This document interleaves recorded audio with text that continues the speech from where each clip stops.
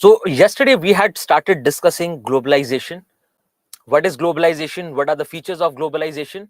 And then we moved towards the impacts of globalization, wherein we had discussed the economic, political,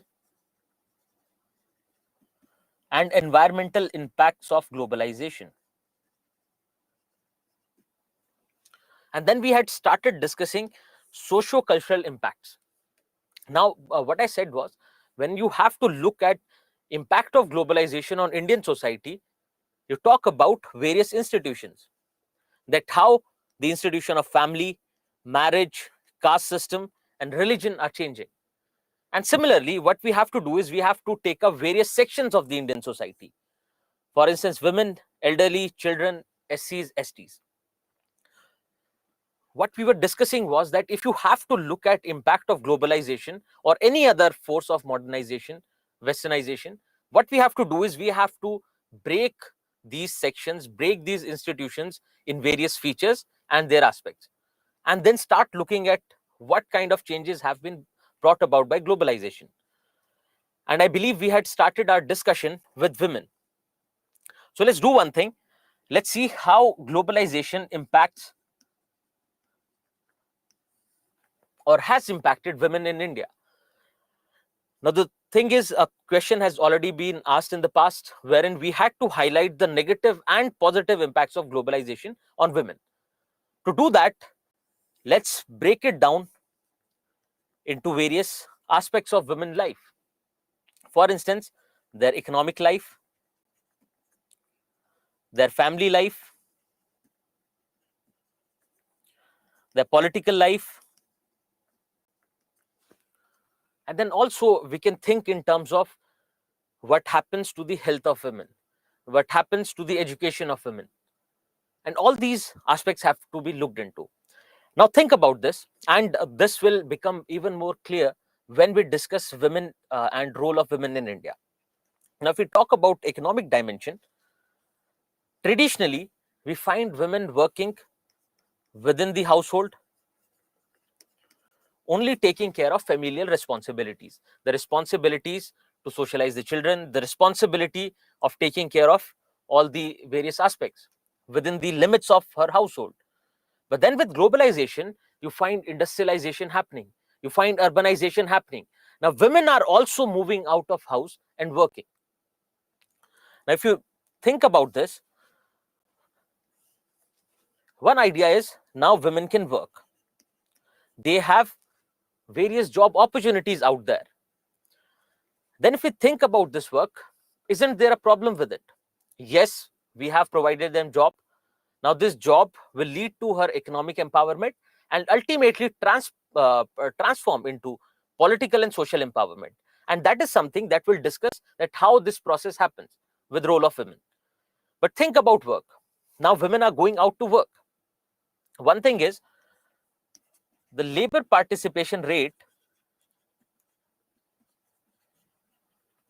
is still low. If we compare with men, the labor participation rate is low.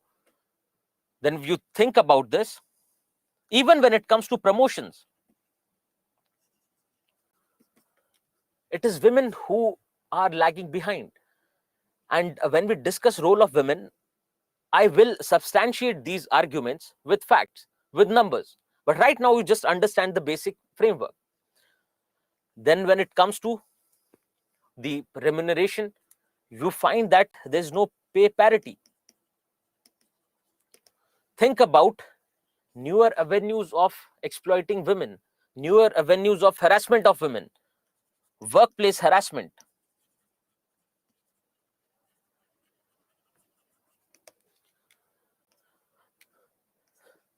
Then, if you think about it, do you find women equally in each and every sector?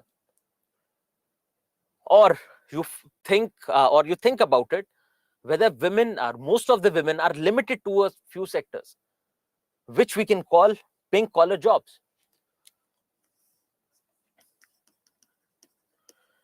Your various professions like nursing, telecalling, These are a few professions where you'll find most of the women working. Think about any reception in any private office or any service sector related office in the country. You generally find a woman sitting there at the reception. So we find that even though work opportunities have come up for women, now women are engaging themselves in work, but again their growth, their empowerment is limited. It is limited to a few sectors. It is limited to still being considered inferior to men. And also, if you think about this, what about your household responsibilities? Is it that your male members of the family are taking up household responsibilities?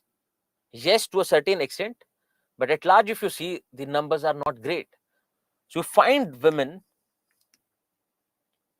struggling with dual burden of work, that they are the ones who have to take care of household responsibilities, and they are the ones who are also going out to generate income for the family. So these can be a few issues related to economic life of women. Yes, your air hostess, the concept of glass ceiling, and we will look at these aspects in detail when we discuss women. Now think about her family life. Yes, we say that to a certain extent, the families have become egalitarian. But again, it is women who are considered unequals or who are not considered at par with men. They're still not part of the decision-making process inside families. Then also, if you relate this with family, now you find that uh, even if you look at your elderly or elderly women, they are also not being treated at par. So when we talk about gender gap or gender inequality, it has to start from the very beginning. It has to start pre-conception, before a child is conceived. Think about any kind of gender inequality that persists in India. Can you think of it? No, pink collar jobs are not inherently bad, but the idea of pink collar jobs, that women being restricted to a particular set of jobs. So if you remember caste system, we were saying that there was restrictive and definitive occupation, and we were saying that it is not right. Why not let people choose from a multiplicity of jobs or various occupations that they want to take up? Why are they being limited to this? And also, you think about your maternity relief. Even though the government has come up with Maternity Benefit Act in 2016, but you still find it is a general question. You might find there must be a lot of girls here who are working. You'll find that it is a general question that is being asked during the interview, that whether you are planning to get married or are you going to plan a family. Because if you're planning a family, if you're going to have a child, then the company would have to give you maternity relief, which the companies think is something economically disastrous for them, and basis that they take decisions, right? So again, coming back to the sphere of family, women not being equal to men, women taking care of household responsibilities all by themselves. Then if you think of political life, we find that women have been provided with right to vote. Now everyone has right to vote. There's no discrimination with respect to right to vote, but you find that it is seldom practiced. Generally, the women will toe in the lines of the male members of the family. So if they say, let's vote for party A, everyone will go and vote for party A. Similarly, you find the right to representation. Women have been provided with reservation when it comes to representation, but then again, you find that they are just used as a means to gain power. The family of the woman, if she is unmarried, her father and brother, if she is married, her husband, they are the ones who are actually in control of that power. It is just the name of the women. And at times you'll find that in rural areas, you would not even find women going and visiting their office. It is generally her husband or her brother or father who takes care of all the responsibilities. Yes, so the idea of Pradhan Pati. Then you think about the dimension of health. On one side, you can say that we have better opportunities of getting good quality healthcare now because of globalization. A lot of private hospitals have come up. The services have improved multifold, and even our maternal mortality rate is getting better over the years. But if you still find it is still more than 100 in our country, which is a big number. So basically, it is the number of deaths that happen per million or per lakh births. So you find the number is still worrying. So even though we have healthcare facilities, better healthcare facilities available in our country, but women are still being treated unequally.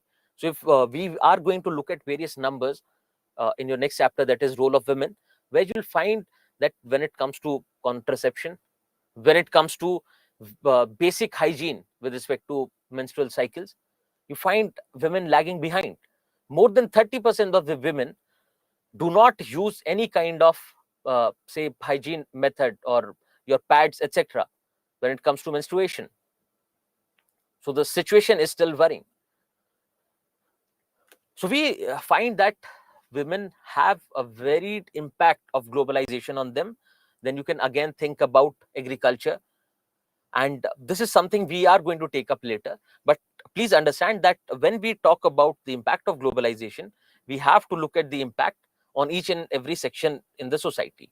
Similarly, a question has been asked on elderly. Can you now suggest what are the various aspects of the life of elderly which have to be taken up here? Various aspects of life of the elderly which have to be taken up here. Not the problems, we will come to the problems, but various aspects. So, for example, one is health. Similarly, please suggest other aspects.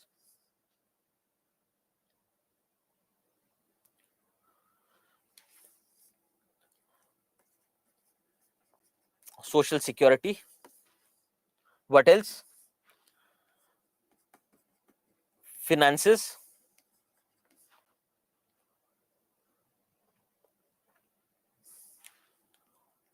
Emotional security.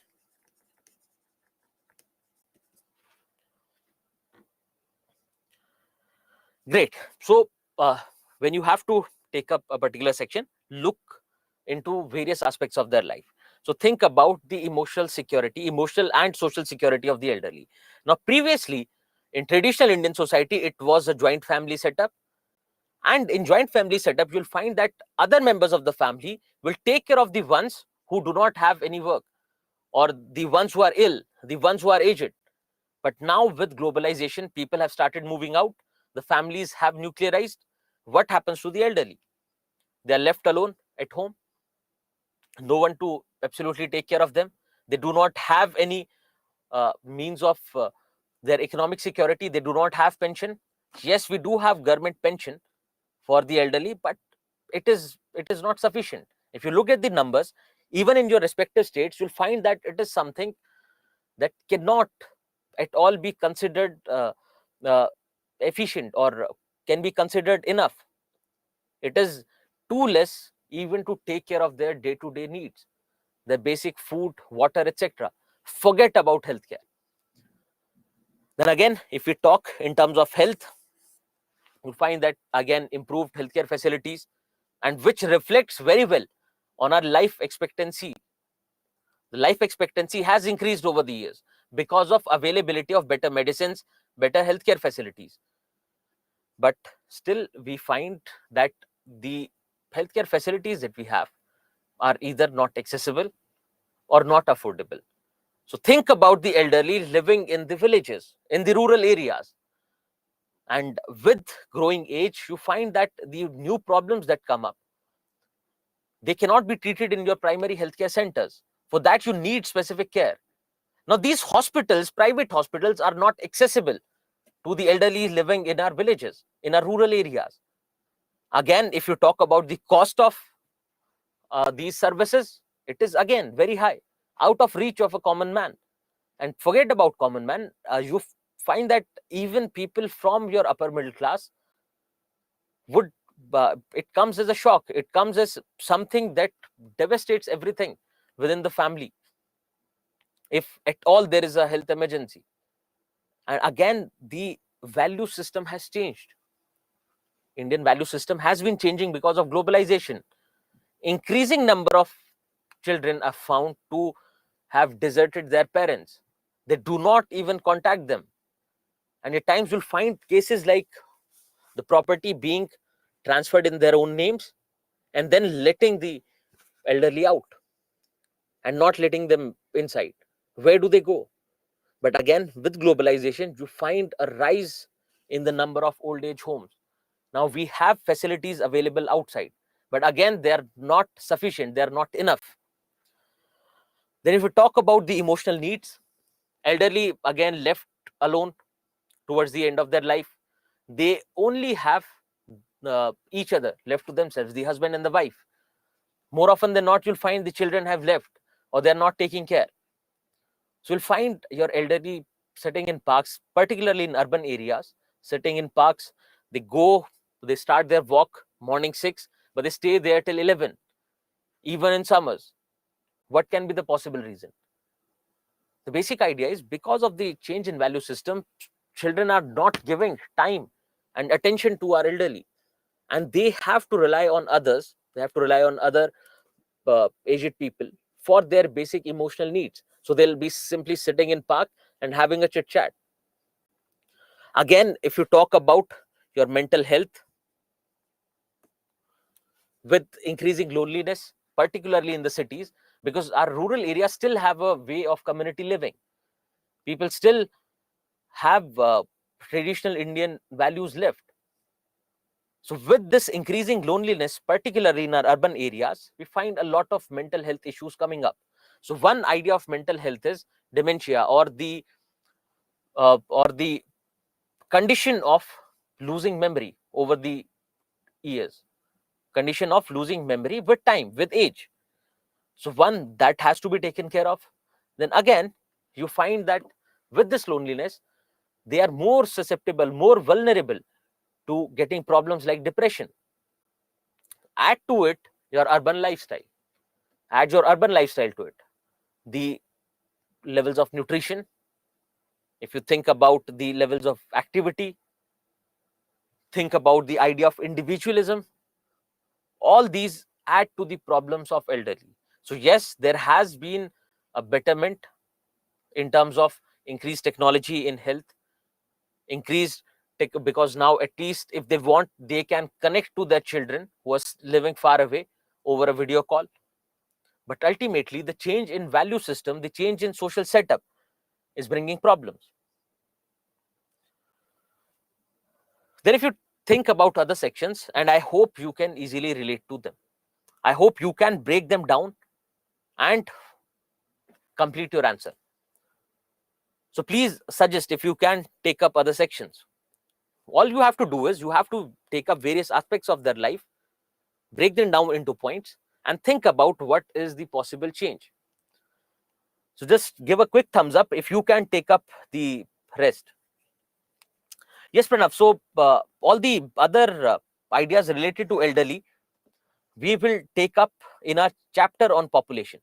In our chapter on population, that is your 5th module, we will take up other aspects of elderly life. And there will be talking more with facts. There we will substantiate everything with facts. Now, the next idea is how globalization has impacted our art and culture, or the various say cultural practices of Indians. Now, before doing this, what you have to do is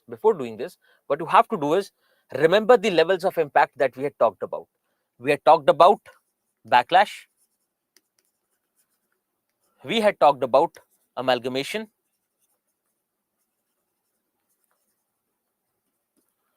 Then we had talked about peaceful coexistence.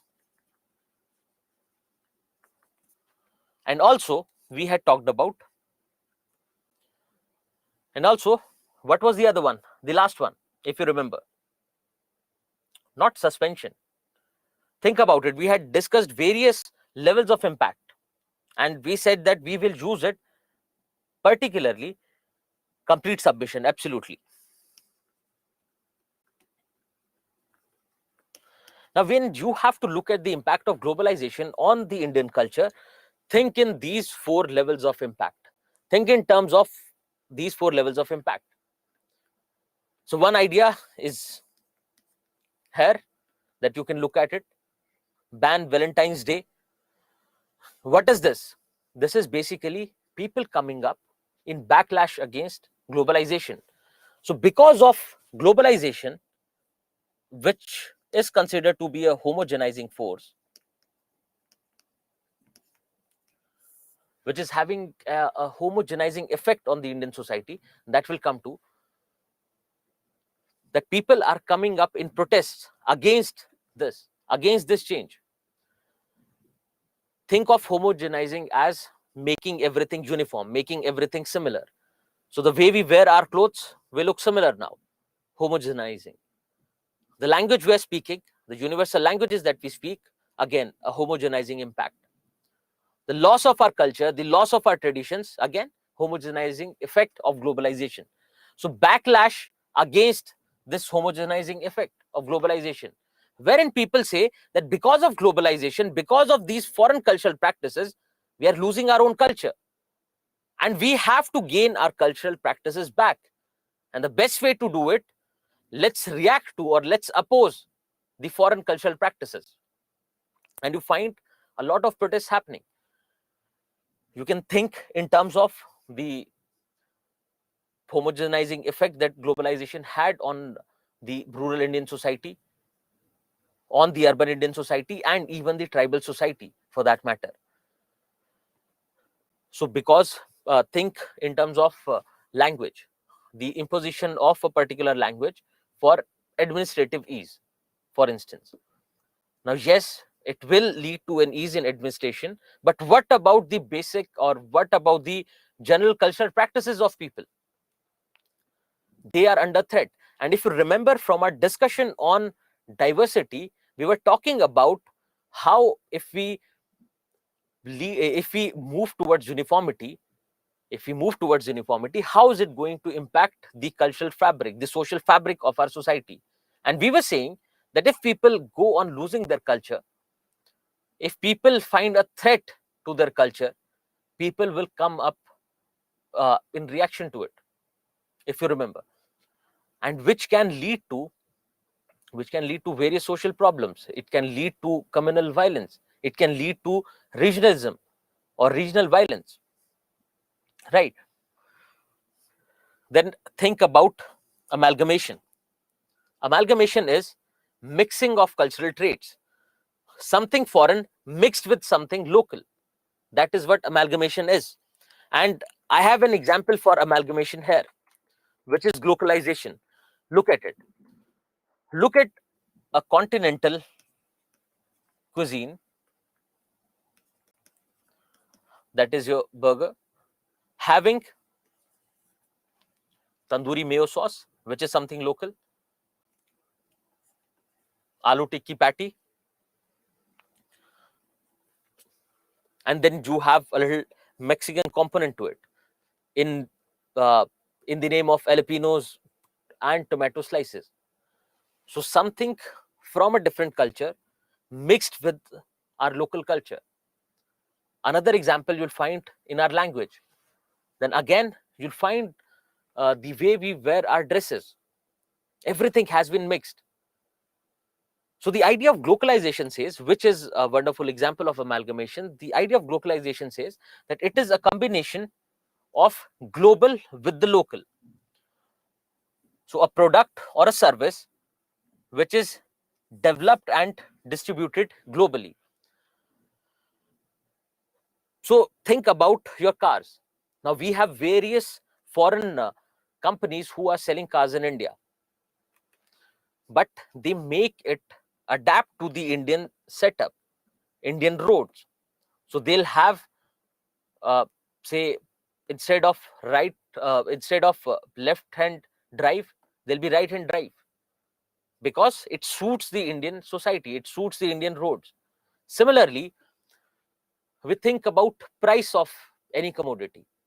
We find that because we are developing, because we do not have that kind of purchasing power, so price is something that becomes central to our decision to purchase or reject something, right? So what these companies will do is they will reduce the quality and they'll make it cheaper to fit according to the local needs. Similarly, apart from these food, clothing, and language, can you suggest some other example of localization apart from the ones that we have discussed, apart from food, clothing, and your language? Any other example that comes to your mind of localization?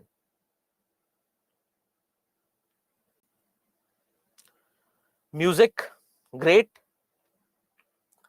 Mixing your Western forms with the Indian classical.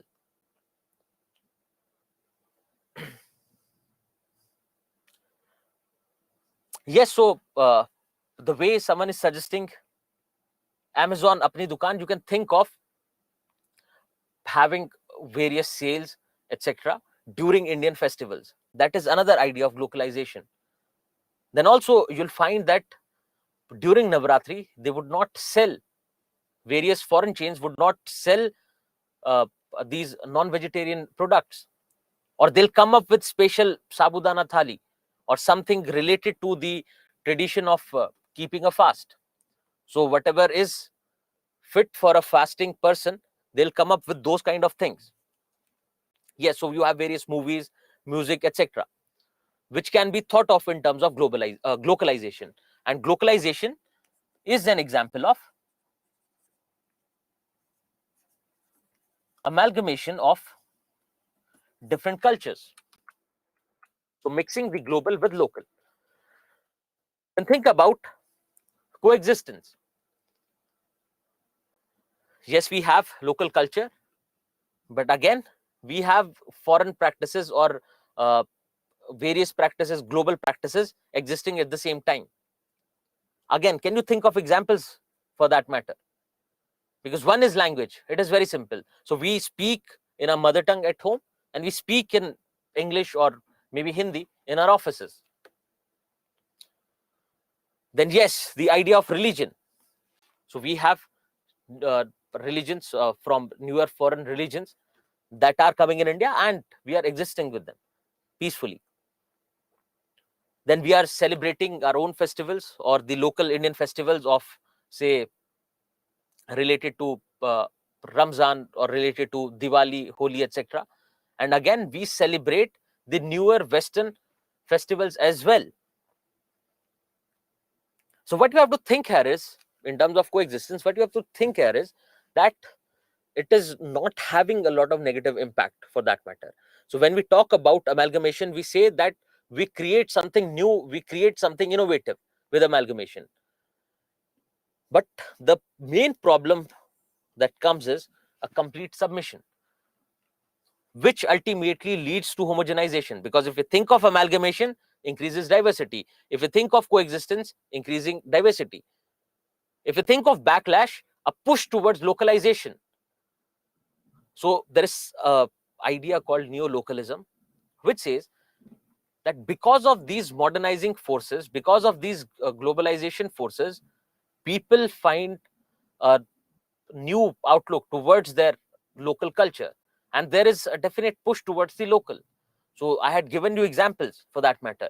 I had given you an example of Make in India. I'd given you an example of push towards your organic.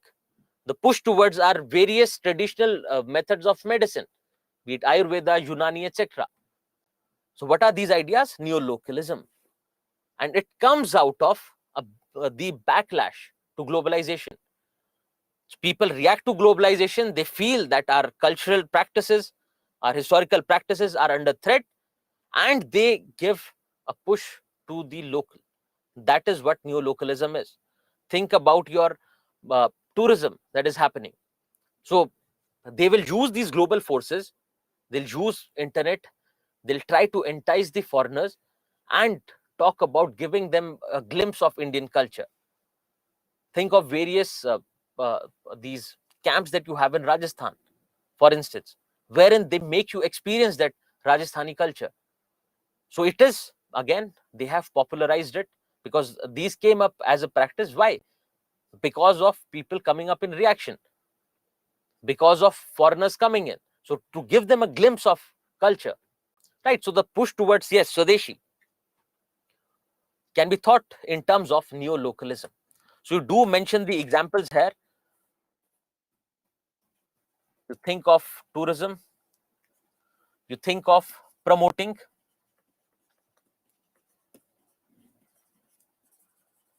local culture, but now it is not completely antithetic to globalization because we are using those forces of globalization to actually promote our products. Think of your GI tags.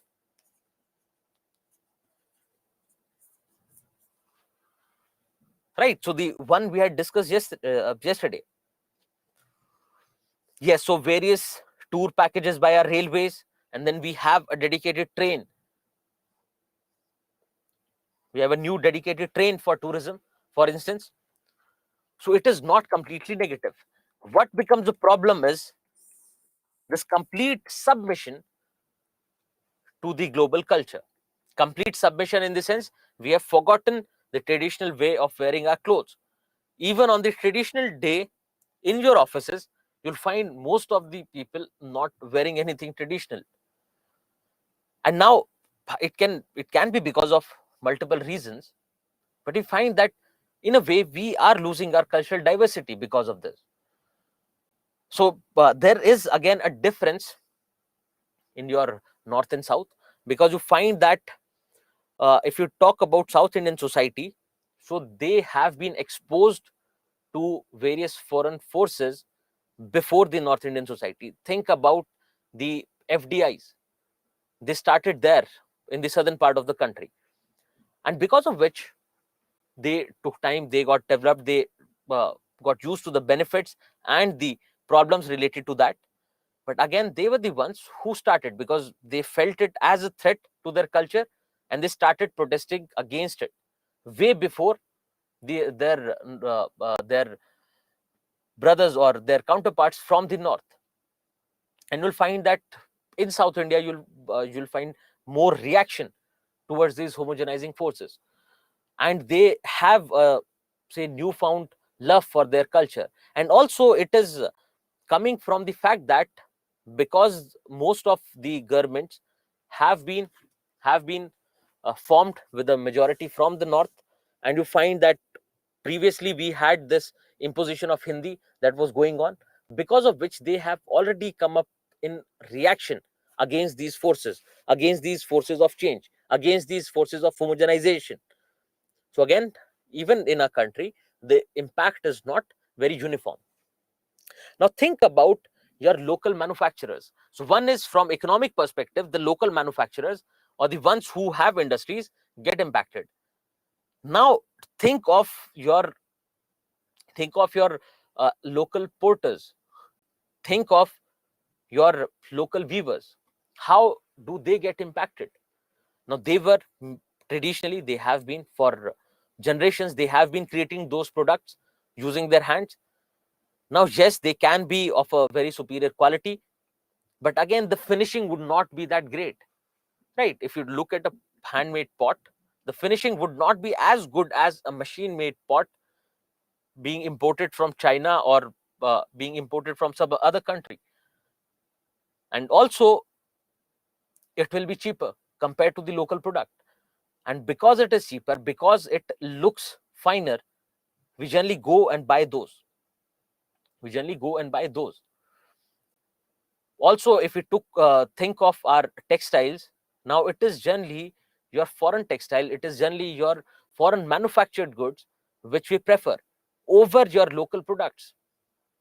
Yes, there has been a push towards using local, using organic, but generally we find that because of the cost advantage, because of the advantage in terms of price, because of the advantage in terms of reach, we find people preferring those over the local, which has impacted them adversely.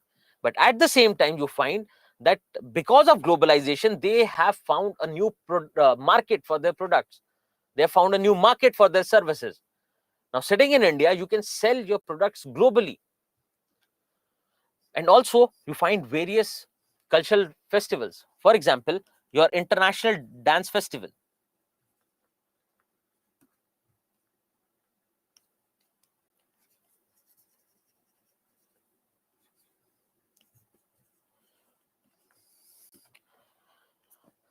Now, it is a platform where various dance forms from across the globe, they perform together, they get a global reach for these practices.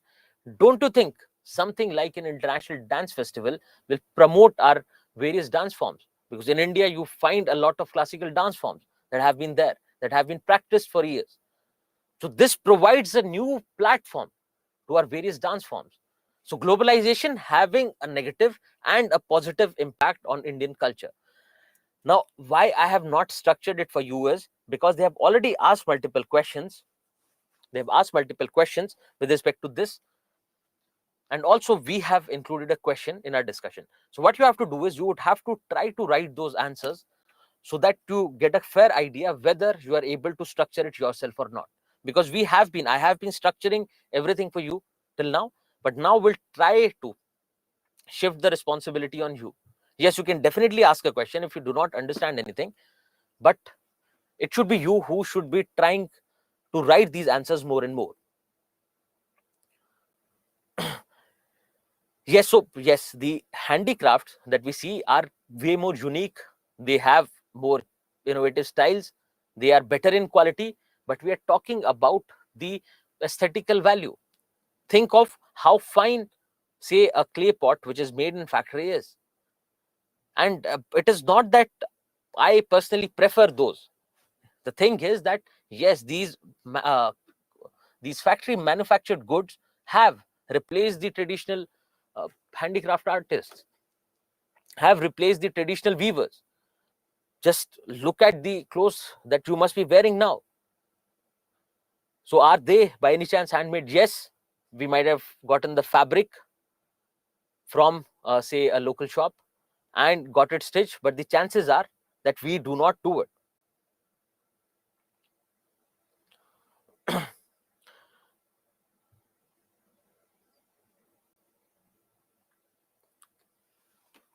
See, you do not have to make specific notes from NCERT because 95% of the themes from your NCERTs will be covered in the classroom, but you do read them so that you get an idea how to write the language.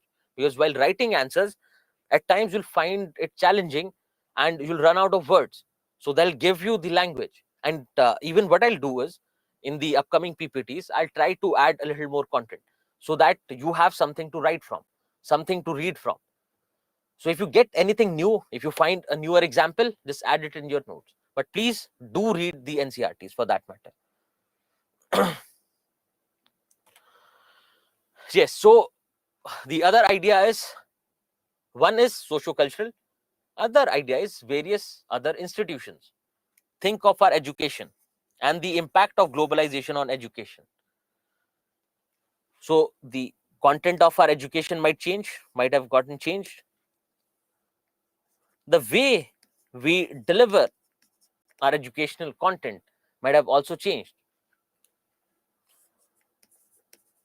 And the quality with respect to these both, right? So these could have changed. And also, if you talk about our education system, we find that yes, we have changed a lot over the years, and now your new education policy has talked about wonderful initiatives to create that change. So one idea is our traditional education system has been replaced by the modern. So traditional education system was mostly based in religion, had most of the religious aspects covered there, but with the advent of Britishers, we find that our education became more modern and scientific, which also has been changing over the years. And yes, we will definitely talk about the concrete changes that have happened and that have been suggested by your national education policy, but just think in general. Now we are reading science and technology based subjects. We are talking about professional skills, right?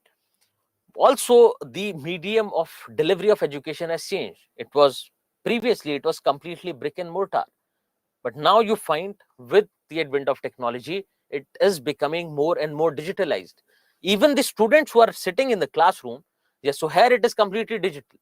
You get your PDFs, that is digital, so you learn using digital medium. You understand things, or you take the lectures using internet. But even if you talk about our classrooms, you find that more and more technology is being used there. So teachers will use smart boards in the classroom. They'll show students videos. So for example, they want them to show how, say, a rocket takes off, or the idea of aerodynamics. So you'll find that they use various videos and e-learning content available online to depict those, because otherwise traditionally it would have become impossible. If you remember, as kids, how long it took us to understand the idea of 3D, the idea of thinking in 3 dimensions, right? We could have understood, yes, there are 3 axes. They could have given us an example of a room, of a simple room, that see there are 3 axes for that matter. But otherwise, to visualize various problems, it used to be a problem for us. It used to be a task for us. But now, with digital medium, you can easily understand those things. Then also, increasing influence of English on our education. So one is scientific education. Other thing is the increasing influence of your language of English. Think about all your technical courses. Do you find your technical courses available in any vernacular language? And the answer is no. They're limited to English. And yes, a lot of students face challenges with respect to that, particularly students coming from your rural background, where it is generally the regional language in which they are being taught till 12th standard. And if they want to take up, say, engineering after 12th standard, till 12th standard, they have studied everything in Hindi. And now they have to switch altogether to a new language. And this new language creates a barrier to learning in these students. And considering these problems, considering these poor learning outcomes, your new education policy has suggested a lot of things. So that we'll discuss when we talk about education. Now, think about the quality of our education. What can you say? Whether it has improved or not, or also in what manner it has changed. In what manner our quality of education has changed. Yes, so transition from scripture or religion centric education to science centric education. So yes, a few of you are talking about, yes, it has improved. So if you're saying it has improved, how it has improved is the question. So Monto is saying that now there is a shift from rote learning to practical. But again, we find that one of the major arguments against the Indian learning system is that we focus primarily on rote learning. We focus primarily on rote learning. Look at our assessments. Look at the various tests that we have. You find most of your tests till your 12th standard at least based in, say, your power to remember or your power to critically analyze something. Just think about it. Because this effect of education, this effect of a very weak base that our education system provides gets reflected when you grow up, even after you grow up, even when you go for civil services examination. So even during civil services examination, rather than focusing on conceptual understanding, rather than focusing on developing your critical or analytical skills, we focus on remembering things. How is it, can I how should I write it, right? So everyone wants everything to be written there so that they can remember and reproduce in the examination. So yes, one idea is our education system has not been skill oriented. Rashmi, when you say dropout rate has increased, is it backed by any kind of fact? Because I would say that it is the other way around. The dropout rate has not increased, but it has been getting better over the years. So please try to answer this question. Okay, so you are saying decrease. Yes, sorry. So I read it as increased because of some other comment that was there. Yes, so the dropout rate has decreased, and also you find that our enrollment ratios have increased, are getting better.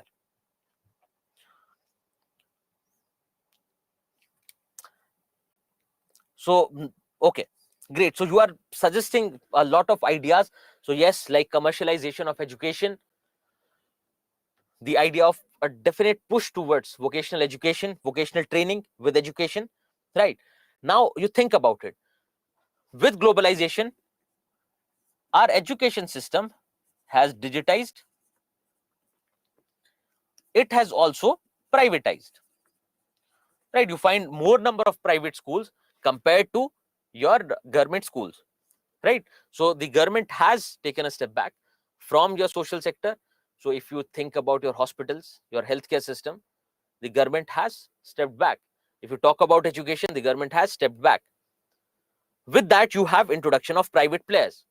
Now, if you think about education, one is you can think about the content, the way we deliver our education, and also think about the quality.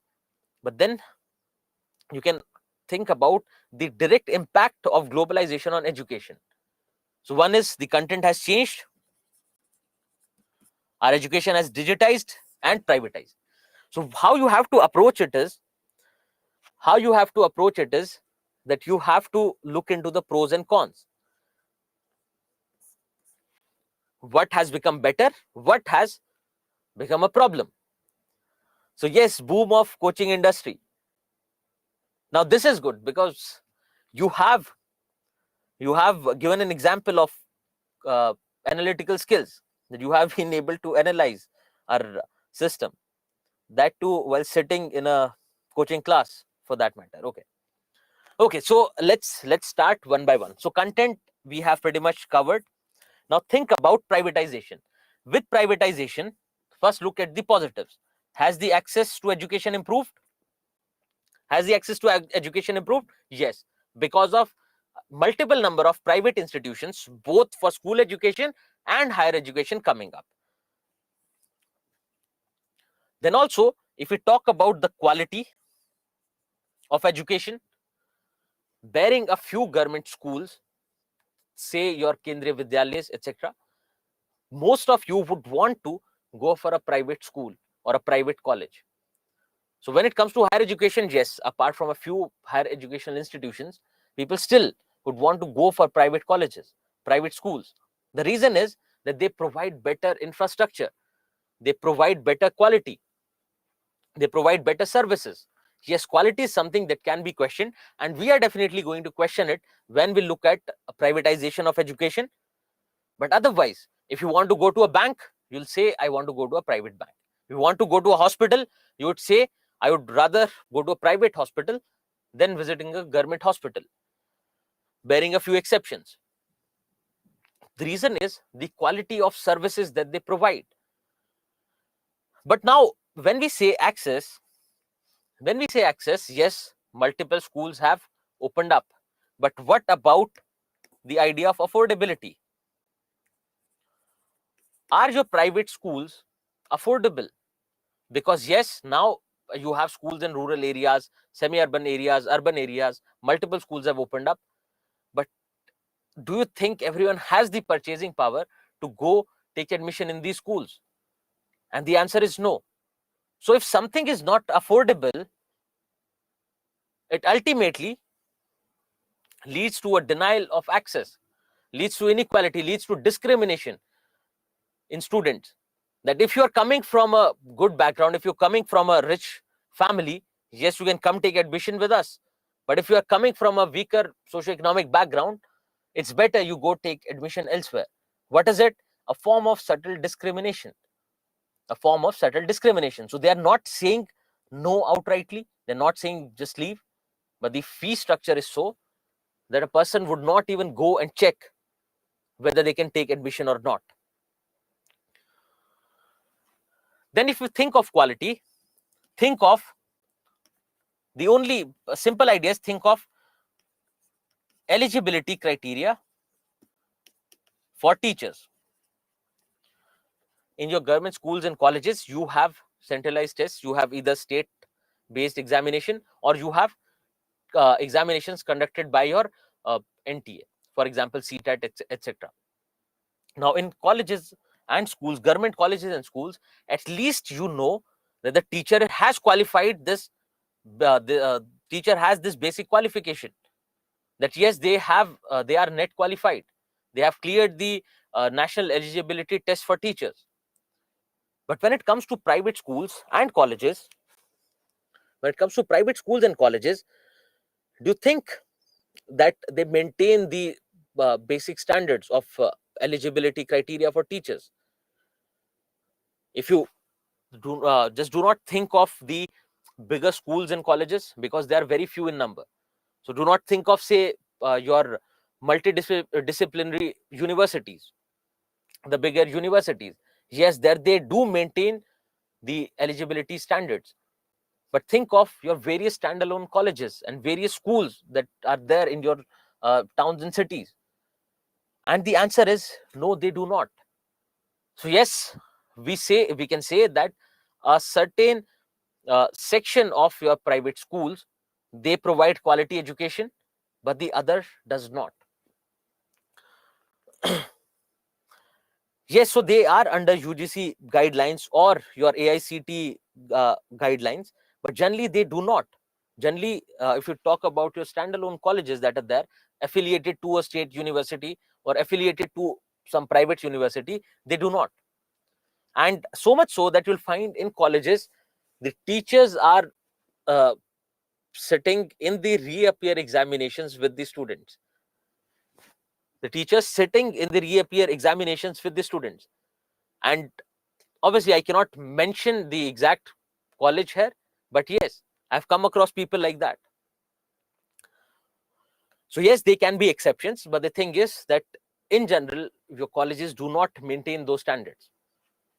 Think about digitization. Now, with digitization, access has definitely improved and education has become affordable as well. Think of your civil services preparation that you're doing right now. If, say, you didn't have these digital means, you would have to come and settle in either Delhi, Bangalore, or any other regional center. Think of the cost that you would have incurred on the offline coaching, which is at least more than 2 lakhs for each and every institution. Then think of the living cost for the entire year. And you know, it is not just a matter of year, it might take more time. And the rents in general are somewhere around 10 to 15,000 per month. Then you have to spend on food, etc. So overall, if you look at your annual cost of preparing for civil services in an offline institution in any city apart from your own city, you'll find that you need close to 5 lakh rupees per annum to get these services. But now with digital education, you're sitting at your home, you do not have to bear any kind of rent or travel expenditure. You're sitting at your home and studying, you're getting good quality homemade food. All you have to do is just have to be focused. Then other idea is affordability. The fee structure is so that it can be, if you are going for this kind of examination, yes, you would have to spend certain amount because the operational expenses are so, the salary and non-salary expenditure, but it is way more affordable compared to your traditional coaching centers. Then also uh, think about the ease in delivery. Now you can be as comfortable as you want, because then there are your working professionals. Your working professionals, if you're working somewhere, then you would not have the time or the chance to go sit in an institution, take class, then go back home, revise, get ready for your work again. It was a task. Now you can get, once you're done with your work, you can go sit in your room and start studying online. So these can be a few positives. Now you think about the negatives of digital education, the negatives of e-learning. And also you can add to cost in terms of your books. Now a lot of books, if you compare your ebook with a regular book, it is cheaper. It is way cheaper. A lot of study material is available for free online, for instance. So positives, yes. Now think about negatives. Yes, so one idea is the digital divide in India. Not everyone has access to internet. Not everyone has basic infrastructure for using these online services. Basic infrastructure in the sense you need electricity connection, internet connection, then you need either a laptop, a cell phone, or a desktop. So not everyone has that. Great. The impact on eyes, absolutely yes. Then problems like inactivity, problems like again, this is the problem of obesity, the problem of a very sedentary lifestyle is something related to modern world, and digitalization of various aspects is adding to that, because now you do not move at all. Then you're talking about distractions, absolutely yes. So you can think of those in terms of learning outcomes. Yes, everything is accessible, everything is affordable, but what about the learning outcomes?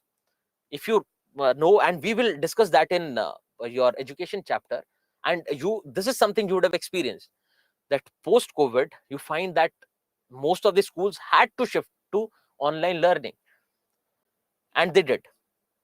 But if you look at previous years like 2014, 16, 18 onwards, you find that the learning outcomes were getting better. And do not you need not get into the specifics of learning outcome right now, we will discuss with education. So learning outcomes were getting better, so students were able to say score better. If asked a question about something that has been taught, they were able to understand better. But post COVID you find that there has been a dip in terms of learning outcomes.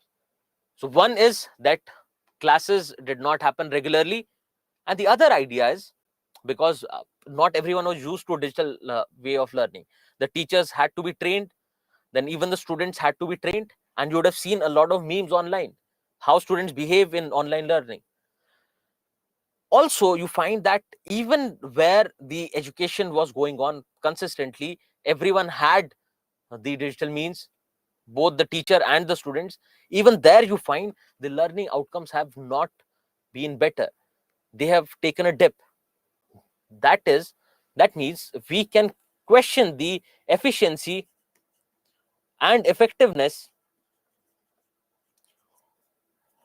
of our digital education with that. So yes, another idea is, think about this, that when you go to a school or a college, we were saying that it is one of the major institutions of socialization in modern world. If you do not meet your peers, if you do not meet your teacher, then what happens to that socialization part? And also it can ultimately lead to problems related to mental health. You are there in your room, now you do not have any peer group, and students have that feeling of that fear of missing out on things. And that's why you find, and you can actually observe yourself, that is something you can observe yourself. You'll find that you feel that, oh, am I missing something because I'm not going to an institution, a regular institution, I'm sitting at home and studying, am I missing out on something? So try to engage more and more. Then also you can think of how it impacts your creativity. First, let's forget about digital education for once. Think about your creativity in a very normal way.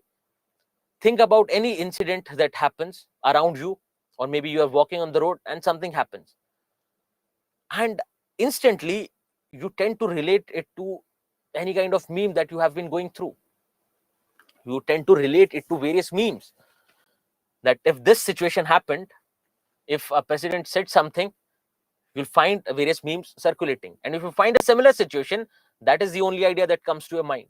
Similarly, when it comes to digital education, not the way this is happening, because again, it is like a regular classroom, but think of the various animated videos, etc., that you'll find online, and particularly meant for kids.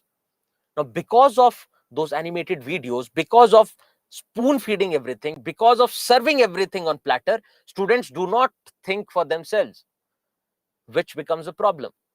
So this is a problem with our traditional education system, and is a problem with this modern education system, and particularly your digital education as well.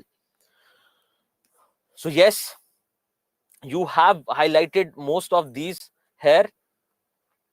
So yes, more use of smartphones for entertainment than learning, because it comes You can think in terms of your ideas like focus, sincerity, discipline, because we do not have that. Even in our classroom, we prefer to get entertained. We prefer to get entertained, right? We find that, okay, if it's a very plain delivery, if the content is being delivered normally, like a regular classroom, we feel that something's missing, and we are seeking that entertainment everywhere. And also, with online learning, it is entirely up to you how you want to behave, what you want to write. In classroom, there's no possibility of saying something idiotic, for that matter, passing a lewd remark on someone. But online medium has, or your digital classrooms have provided that space, so you can get away with whatever you want to write. You can get away with any kind of remark passed on your colleagues or your teacher or anyone else. Why? Because it gives you a sense of not having, say, a physical identity, because now they cannot identify you, for that matter. And this is something that you would have seen. So if the students are not disciplined, because for higher education, yes, digital education can go well, it's not an issue, because they have better levels of discipline and sincerity compared to the kids. But when it comes to the kids particularly, the element of discipline is missing. So these can be a few ideas related to education, how education has improved and how education is getting worse. When you think of your healthcare system, even your healthcare system is getting better. Now you have newer technologies. You have newer technologies that are coming up. Now you have better choices of medicine. You have better choices of implants. Your elderly have better geriatric care. And you find that the role of technology has been immense in improving our healthcare system and ultimately improving our healthcare health outcomes in our country. But again, you see, one problem is with respect to privatization, the same problem. And then also you find, if I give you an example of COVID, you find that, one, that this disease was transmitted globally. If not for globalization, the world would not have seen this pandemic. Another thing is that the supply chains, were broken, and we are dependent for a lot of things. Apart from leave our medicines aside, but even apart from medicines, we depend for a lot of things on other countries, on our neighbors, on the United States, for that matter. And if you remember your problem related to active pharmaceutical ingredients, particularly in terms of medicines, so your medicines were not available in the market because of the lack of raw material, because the supply chains were broken. So when you look at health, the quality of health is improved. Now you have better options, better choices to choose from.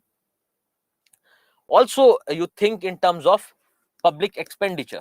So other ideas are simpler, but think in terms of public expenditure. So one idea is that public expenditure on health has gone down, because before your LPG reforms, before the structural change in our economy, you find the government was spending heavily on social sector. But post that, you find that we have not been spending that much. But again, because of the global scrutiny, we find the governments are tending to invest more and more in healthcare. And also, you find that various health outcomes also find mention in your sustainable development goals. So because you have agreed upon reaching those or achieving those goals, we have to work in this direction. So government is now saying that we will spend more and more in public health, and we'll try to reach the level of 6% of our GDP in the future. So these can be various aspects related to your health. So health is again privatization, the cost is increasing, etc. Then government has been reducing public expenditure post your LPG reforms, but now you find that there is a definite push towards increasing public healthcare expenditure. So these were a few ideas related to health and education. Now think about other issues that are coming up as an impact of globalization. So when we were talking about consumerism, we were saying, and I think we just discussed, so we were saying that the tendency to buy and consume more and more goods as a, say, as a social status, as a matter of social status, is something that we relate to consumerism. So buying an iPhone, changing the iPhone every year from 13 to 14 to god knows what, 15, 20. Then similarly, new fashions that keep coming up, and increasing tendency of people for going for that fashion, replacing your older wardrobe and getting new ones. So this is the idea of consumerism, consuming, the habit of consuming more and more for the sake of, generally for the sake of social status. Similarly, there is something called intellectual consumerism. Intellectual consumerism is trying to, for the sake of social status, for the idea of being better, consuming more and more information. That is what intellectual consumerism is.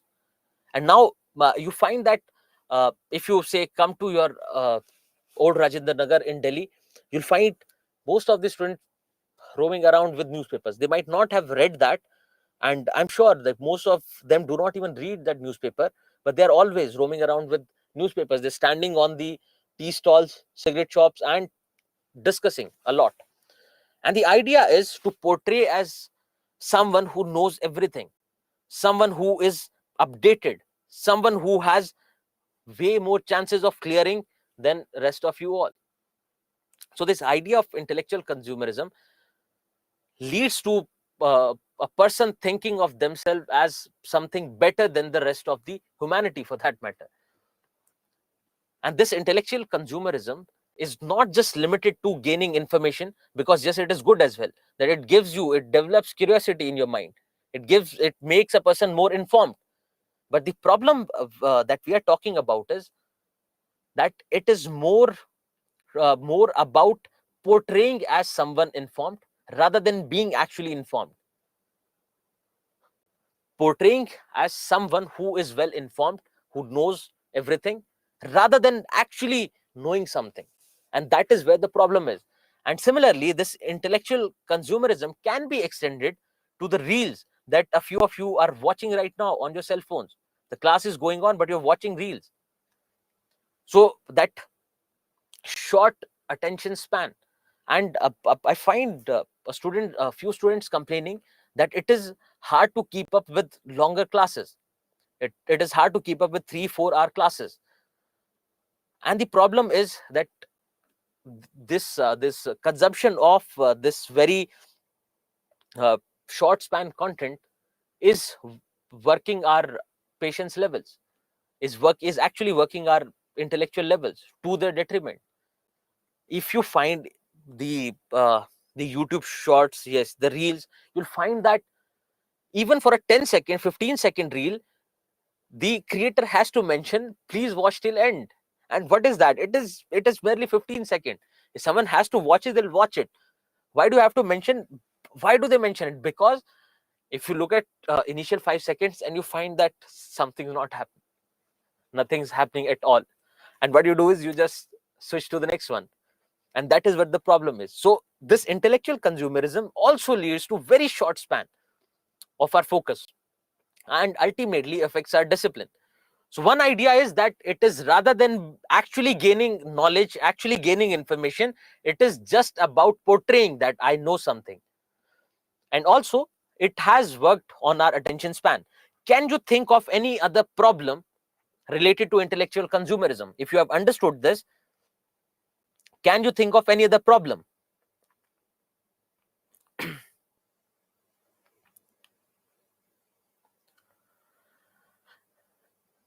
No, any other problem related to intellectual consumerism?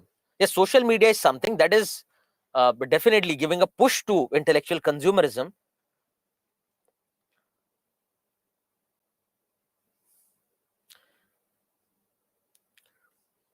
deviation in focus, getting distracted easily, having that overconfidence.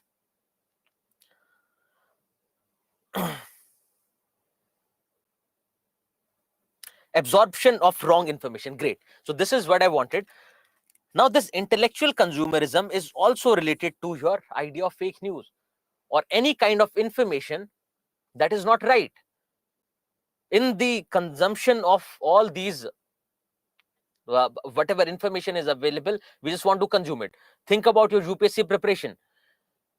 You go on asking about which books to read, which other book can I read, even though when your mentors, when your teachers go on saying that keep reading the same book again and again, be in touch with your current affairs, make your notes neatly, write your answers every day. But more often than not, we find ourselves searching on the internet, looking for another book for the same subject, going to the market, looking for another book, asking your mentor again and again the same kind of questions. What is that problem? That one is that, yes, you're sitting at home and you have that fear of missing out.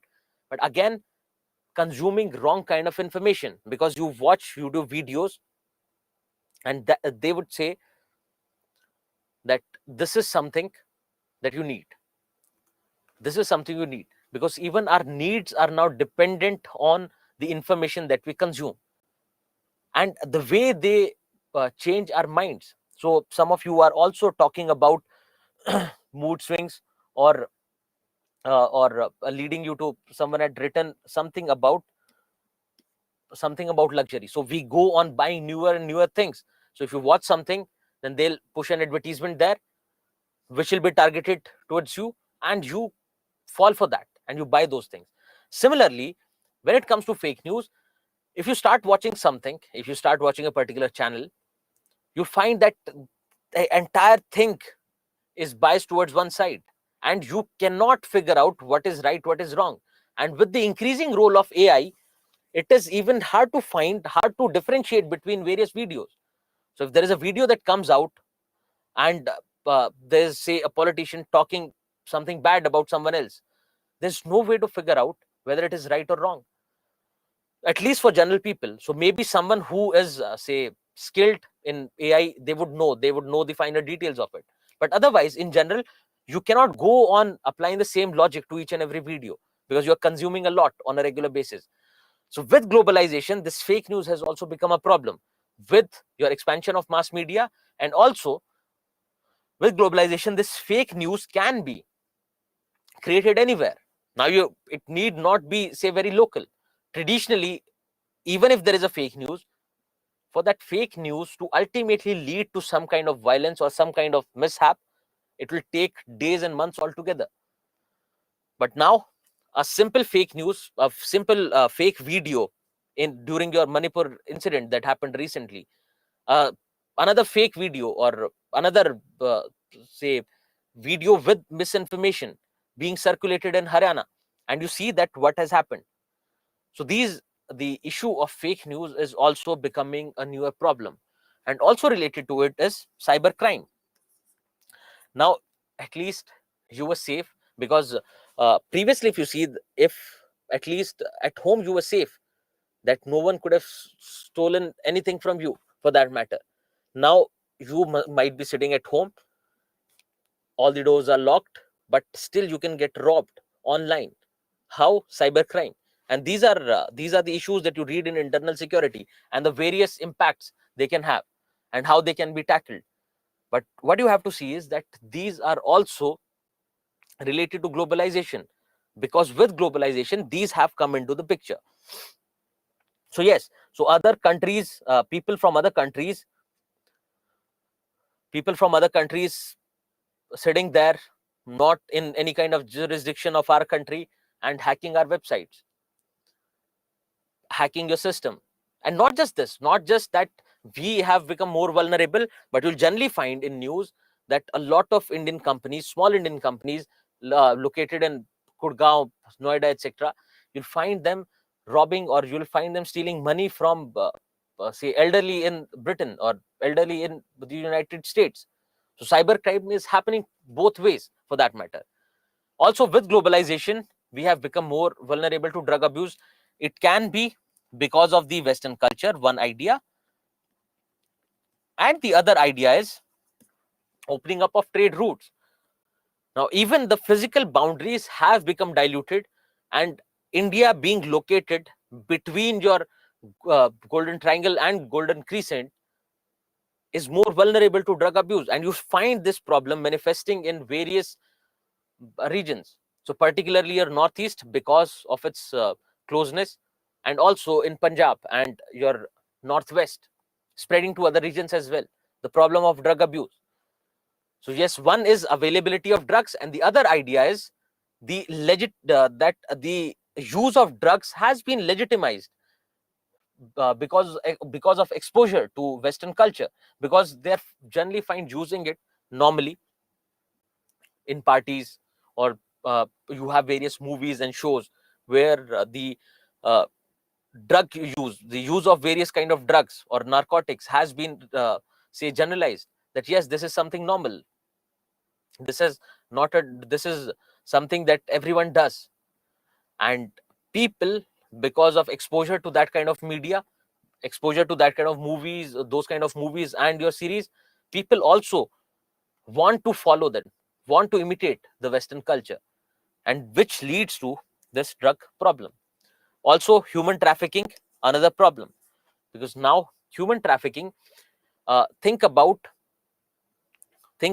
particularly your eastern part of the country, say Bengal. A lot many women are being trafficked and children are being trafficked out of that region. And yes, the official numbers say it is not much, but otherwise various reports highlight that they're becoming more and more vulnerable to human trafficking. And not just for that, think about your organ trafficking as well. Opening up of global market, and now increased demand for organs, limited avenues of organ donation, ultimately leading to organ trafficking. So these can be a few other problems related to globalization, and also any modern problem can be mentioned here. Any kind of modern problem can be mentioned here for that matter. Okay, so please elaborate more on intellectual consumerism. So consumerism, basically, just if you just look at consumerism, is basically buying and using or consuming more material goods, is the idea of consumerism, but it is related to consuming of more material goods. Why? As a matter of your social status. That is what the idea of consumerism is. Then you add intellectual to it. Intellectual related to information, related to knowledge, related to intellect. And you see that people have more and more tendency now to consume more information, both online and offline, just as a status symbol, that I know something, I am better than you, right? So that is what intellectual consumerism is. So intellectual consumerism can be related to your various social media websites that have come up. Also, it can be related to the democratization that has happened because of social media. So think about this. Previously, if you had to say share your opinions apart from your close peer group, you had to write a book, get it published, and wait for the market to say receive it, right? So wait for the market, let's see how market picks it up. So if the market feels that okay, it is a good fit, it is a good book, then people will start reading it, and that's how your ideas will get proliferated. But now if you want to share your opinion, if you want to publish your opinion, you have more than 5-10 media websites, social media websites, where you actually you can go on writing about any perspective that comes to your mind, and that will be published. And a lot of people, based on your say followers or your friends, it will be published, it will be available to read, to watch for thousands and thousands of people, and they can also go on multiplying it, they can go on sharing it. And that opinion that you have given might not be worth it, should have been something that you should have either kept to yourself, or better, not kept at all. But now thousands and thousands of people are reading it and getting impacted by it. So that is also related to intellectual consumerism. So I hope you get your answer. Okay, so we have already looked at the idea of globalization, wherein we were saying that amalgamation of different cultures, mixing the global with local. So you can think in terms of your food, your cars, various products, and also in terms of your service. Also in terms of your service. Can again someone give an example of globalization of any kind of service? Any kind of service where you can show the example of globalization. It is just out there. You just have to mention it. Service, not industry or products, service. And globalization. See, insurance has been there, right? Globalization. Insurance, yes, in terms of saying that, say, making it according to the needs of the Indian society, yes, it is great. But otherwise, yes, so your banking services, yes, these can be there. Any other kind of service. Yes, your Uber, because it's a foreign company, you can use it because they have adjusted it to Indian, Indian society.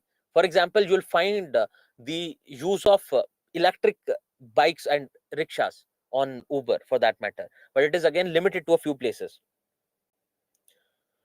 So tourism can be one. Now the tourists who are coming, just think about this: the tourists who are coming, they'll stay somewhere, and these hotels.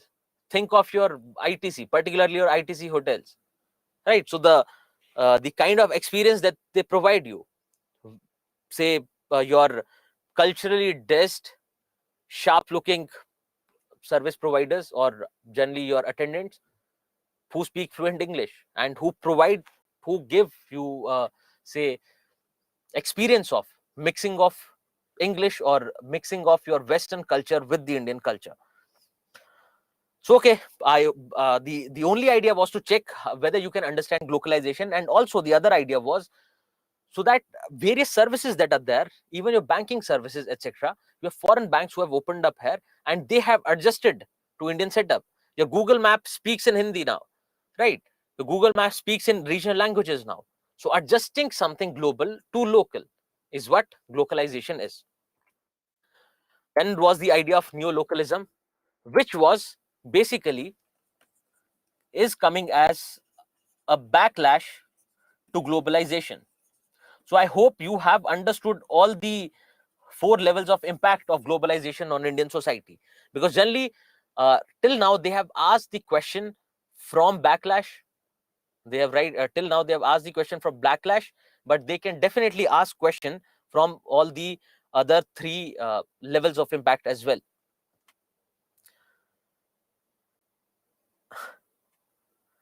So again, because you did it yesterday as well, I think you're the same person, and rather than McDonald's, you're writing McDowell's. So I think you should change your habits a little, right? It's not yet time. At least wait for the class to get over. Okay. So let's look at previous year questions. The first one says, critically examine the effects of globalization on aged population in India. So the way we had discussed the impact of globalization on elderly. Now what you have to do here is you have to look at both sides, because the question says critically examine. So when you critically examine the effect, you have two ideas. One is it has a positive impact, and the other one is it has a negative impact. Now your body will contain this. That is fine. Your body will contain the positive and negative impact which has been discussed. Now think of your introduction and your conclusion. Now in conclusion, you can keep it simple and try to suggest something for the negative impacts. Try to come up with suggestions so that you can end it on a positive note. Think about introduction. Let's see what ideas do you have about introduction. What do you think will be a right fit for an introduction? And let's see, let's pick and choose at least 2-3 introductions from here. So one idea is define globalization. See, Shweta, we have better ways. Rather than defining globalization, we have better ways.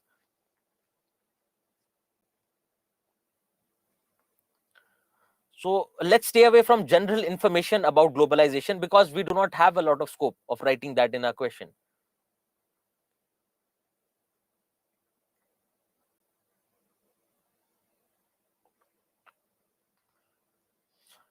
Okay, one can be about vulnerability of elderly. Okay, this is a good idea, that how the elderly have adapted to the changes of globalization. Okay.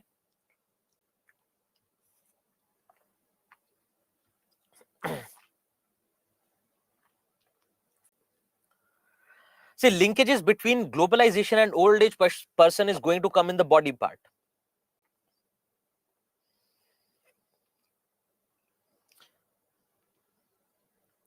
How about you highlight various dimensions in which elderly have been impacted?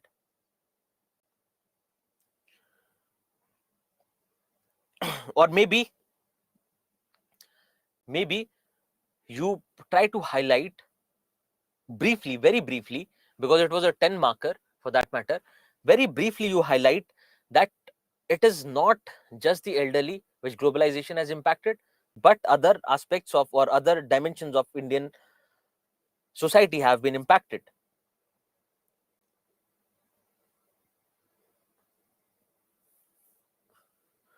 Yes, so you can maybe highlight a fact about elderly. Great, that can also be done, because again it has to be a 1 or 2 line intro. It was a 10 marker, so you do not have a lot of scope for introduction and conclusion for that matter.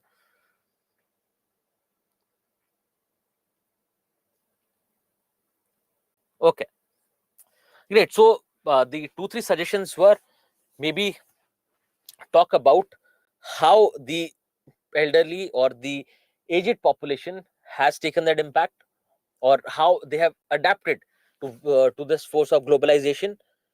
Also, you can, in my opinion, what you can do is you can maybe highlight the various dimensions of impact, because in your answer what will happen is, when you say health, then you would have to highlight both negatives and positives of health, that how health has been impacted, right?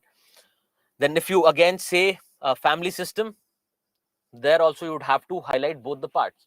So maybe just give a brief introduction wherein you say that the aged population in India has say multifaceted impact of globalization, wherein be it be it their personal life or their social life, both have been impacted or all have been impacted, and maybe just to give a glimpse of it, so that the examiner or the evaluator understands how the in what direction the answer is going to flow.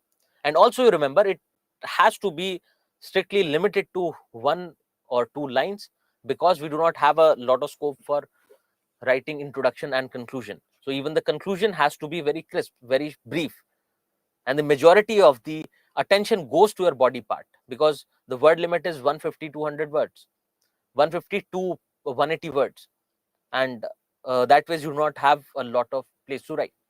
Then think about the positive and negative effects of globalization on women in India. Now they have already mentioned positive and negative, so the body covers both positive and negative for that matter. Then again, the introduction can be on the similar lines, but this was a 15-mark question as far as I remember. So yes, it was a 15-mark question. So what can be a possible introduction here? Conclusion can be same. Suggest something. Introduction can be think of women in various roles. Think of women in various roles. Conclusion for the question 1 is maybe suggestions, some of the suggestions for the negative impacts, how we can or the government can change it. Yes, so it can be government intervention in suggestions. Yes, absolutely, you can mention that for that matter. Okay, so yes, what is one way is to talk about the status of women.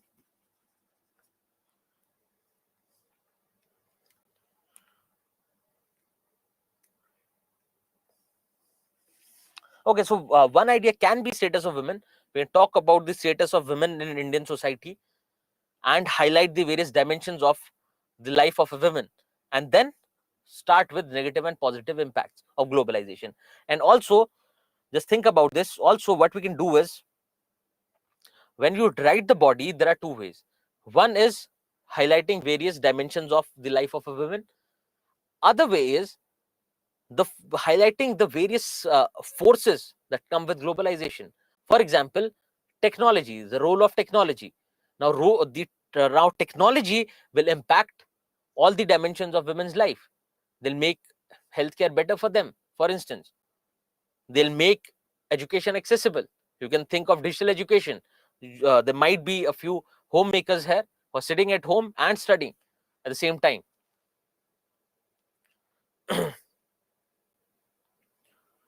Okay, so yes, one can be status of women, other can be changing role of women. Next idea, as I have highlighted, what are the various elements of globalization, because that will be easier for you to conceptualize your answer and gives you a better introduction. The elements of globalization which actually impact women. Yes, you can start with an example as well. Okay. So condition of a country can be determined by condition of women of that territory, by Swami Vivekanand. We can write this quotation in intro. I don't think it fits very well in the introduction here.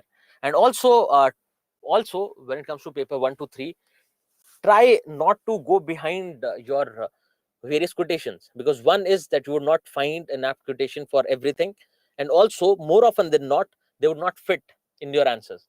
So if you find something that is that fits perfectly well, if say, if you have someone talking about, if you remember a quotation or something of someone talking about the impact of globalization on women, yes, you can use that, but the chances are you would not have those kind of quotations for that matter. Okay, so maybe these 2 3 ideas would do, and you'll be able to write this answer. Another question is globalization, and this is something I would want you to practice. That's why I have not given the structure for this answer. I have explained all the dimensions, but I have not given the structure, and this is up to you. And let's see how you write. Globalization is usually said to promote cultural homogeneity. How? By imposing the same cultural practices, etc. You can give examples of languages, give example of the way we dress and various other cultural practices. But it strengthens cultural specialities. Explain. Globalization is usually said to promote cultural homogeneity, but it strengthens cultural specialities as well. Explain. Now we will come to this question. Let me see. There are other few questions. We'll come to this question. I'll just talk about the basic structure, how you can proceed with introduction, body, and conclusion. And when it comes to the subject matter of body, that you have to do yourself.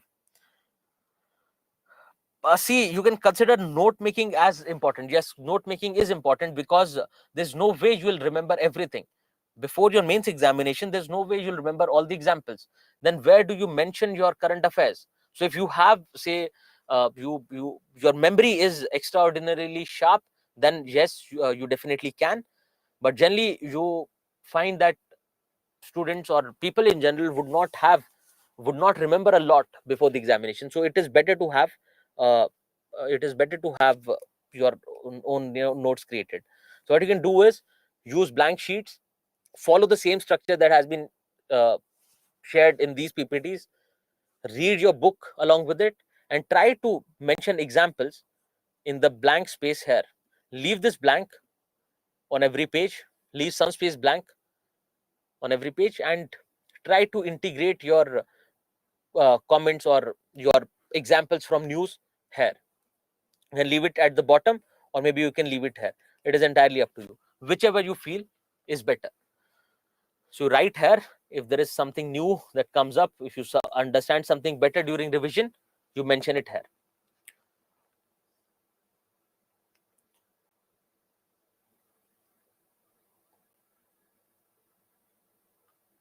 Okay, if you're writing on PPT, it is okay. But if you remember, I had mentioned that it is better not to go through the PPT beforehand. And if you say download the PPT, take a print of it, then more often than not, you'll tend to look at the content that is there. And in this subject, you would have found that it is very general.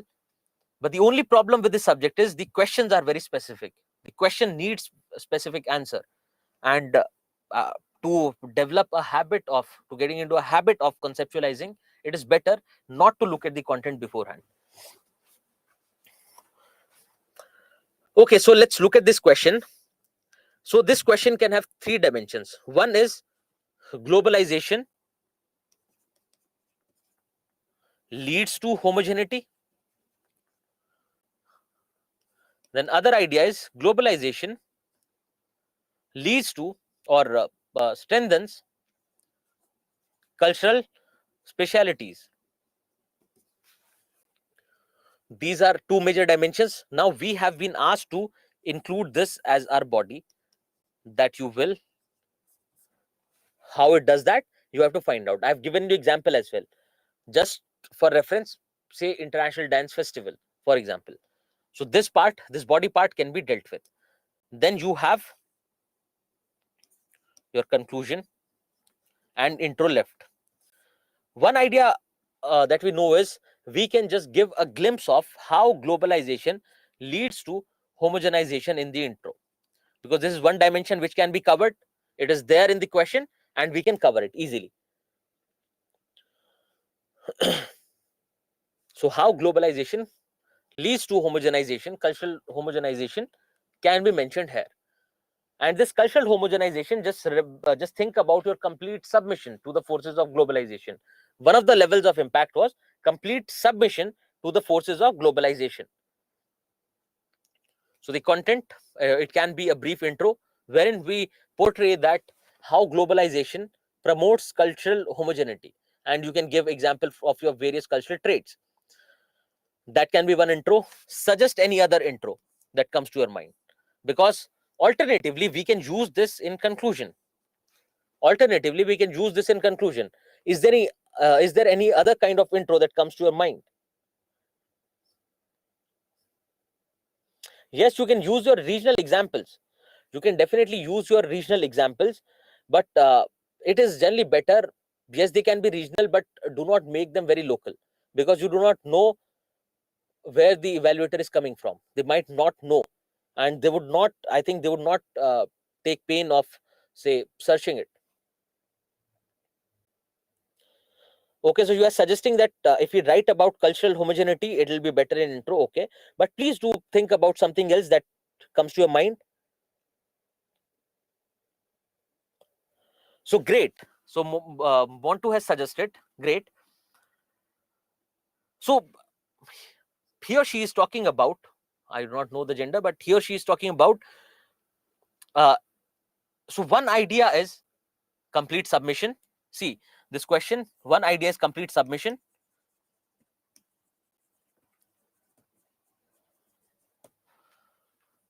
Another idea is backlash, which comes into our body. I hope you are able to relate. So backlash can be directly related to how it strengthens cultural specialities. Then you have 2 more levels of impact left. What are the 2 levels? Coexistence, and also you have amalgamation. So why not, if you talk about complete submission, that is in the form of homogeneity or cultural homogeneity comes to your introduction. Backlash is anyways part of your body, and then you have coexistence and amalgamation left for your conclusion, wherein you give examples about coexistence and amalgamation. And this was a great observation, and this is what I expected. So when you look at a question, you find out what all dimensions can be there. and we are going to use your and we'll see how well you guys use this understanding in other questions, because there are questions which are traditionally thought to be unidimensional or bidimensional, but they have more dimensions than that. Even this question, for anyone else, if anyone who was looking at this question was just thinking in terms of these two dimensions that we had highlighted, but we have two more left, and that was the idea behind talking about these uh, not so relevant ideas. So we do not have to write coexistence and amalgamation, but we can definitely use examples. See, if you think of writing the difference between cultural homogeneity and cultural specialities, one thing is that they're right opposite, and another thing is they are anyways coming in your introduction and body part. So it will be a mere repetition. It is better to show them that you know the other dimensions as well. Your idea is not limited to this, and also you find that it gives your content, gives your answer a flow. It gives your answer a perfect flow, for that matter. So I hope you have understood this question, and please do try to write this, because they have asked a similar question with respect to the diversity in India, which more or less is in the same direction. So please try to write this answer and try to think more and more in terms of conceptualizing before you write. So generally this question is asked that now when I'm writing the answer, it is taking me more than 15-20 minutes to write an answer, which is not a problem at all, because your writing speed will improve with time. As you write more and more, your writing speed will improve. But writing speed is not going to be our problem. Our problem is going to be conceptualization, how you conceptualize answer, because that is something that should not take a lot of time. That is something that you should be able to do within a minute or two. That the moment you look at the question, you break it down, you see what all dimensions are there, what can be fitted in the answer, because you always have a tight word limit, always have a very tight word limit. So what all dimensions have to be covered, and in what manner am I going to cover it? And that is something that you have to do in speed, because once you start writing, then there is no option to change it. There's no option that you can think and then later some better idea comes up and whether you can write it or not. No, you have limited time to write an answer.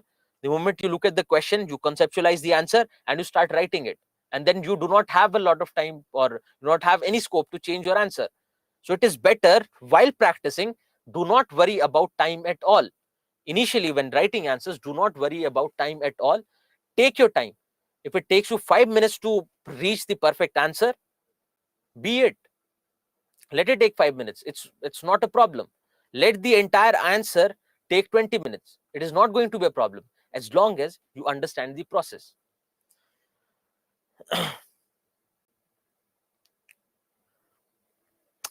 Okay.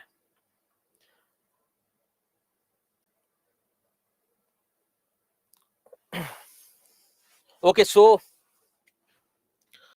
this is something that you can mention here, right? This can be the structure, and let's see how well you write the body part and how well you write your overall answer, for that matter. So this was related to globalization. Now our next theme is going to be urbanization. But let's start urbanization. Let's start our discussion on urbanization after the break. Let's meet at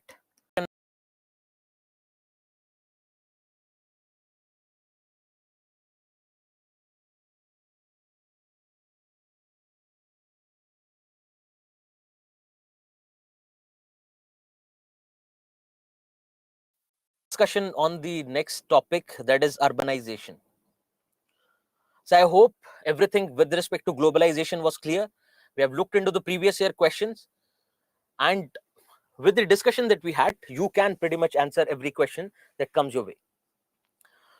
So if we talk about urbanization, the first idea is, what do you think when we say urban? Because we have our own ideas of being urban or being rural. So if you look at these images, you can identify that these two images, you'll say they are from rural areas. But if you look at this or this image, you'd say that these are from urban areas. But what exactly is the idea of rural and urban? Is having skyscrapers urban or having cattle rural? What is this idea of urban and rural? So what we can do is we can try to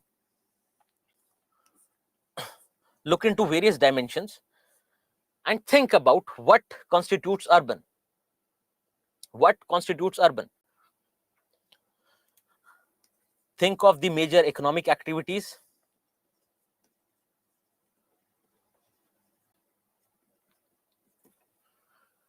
Think of your administrative system.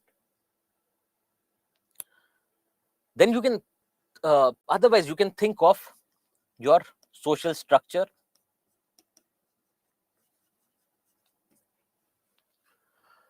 Things related to environment, etc. Now let's take them up one by one.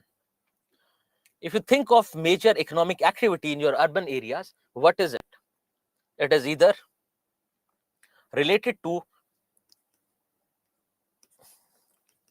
industries or your service sector. Because if you look at rural areas, most number of people there are engaged in activities related to agriculture and allied activities. But if you talk about urban areas, you find most number of people engaged in activities apart from agriculture. That is what differentiates rural and urban. So the image that you would have looked, you saw a basic setup of a service sector unit. People sitting, using laptops, internet, the infrastructure is proper. And that's where you said that, yes, this can be called urban.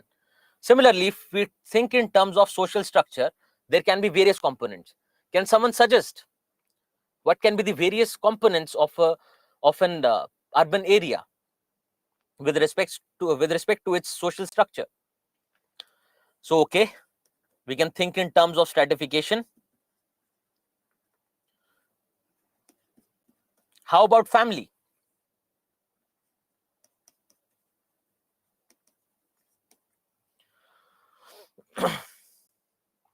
Let's highlight the dimensions first. So when we talk about stratification, we say that in urban areas it is your class based stratification that is more prominent as compared to your caste based stratification, whereas in rural areas it is caste that is predominant. Then if you think about family, now again we are missing the point. Again, you are saying joint or nuclear families. Think of family in terms of various aspects. It can be the size of the family, it can be functions of the family, it can be various features related to its composition. Do you remember from there? Yes, the value system of our society.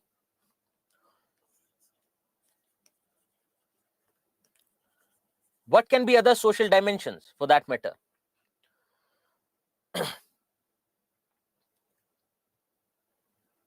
Okay, think about it. So when we talk about family, when moving from rural to urban areas, we see the size of the families shrinking and we moving towards nuclear families.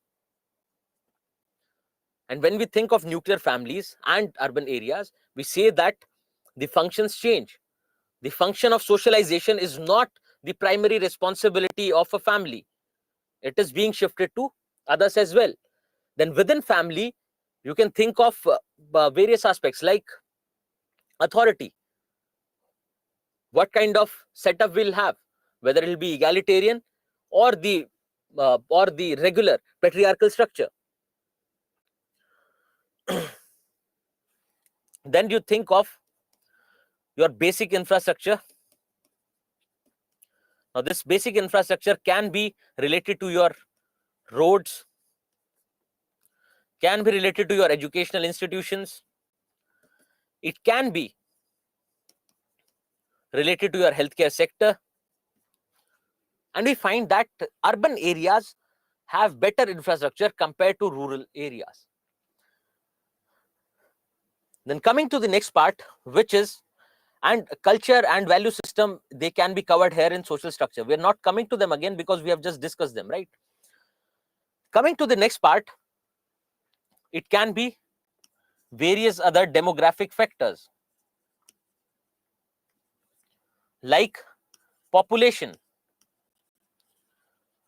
And even within population, you can see that the size of the population differs. The density of the population is way more in urban areas compared to rural areas.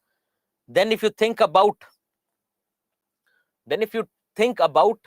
the proportion of elderly, what do you think? The proportion of elderly would be more in urban areas or rural areas? Now, this is a trick question, and let's see if you can answer. You'll get the definite answer when we discuss population, but think about it.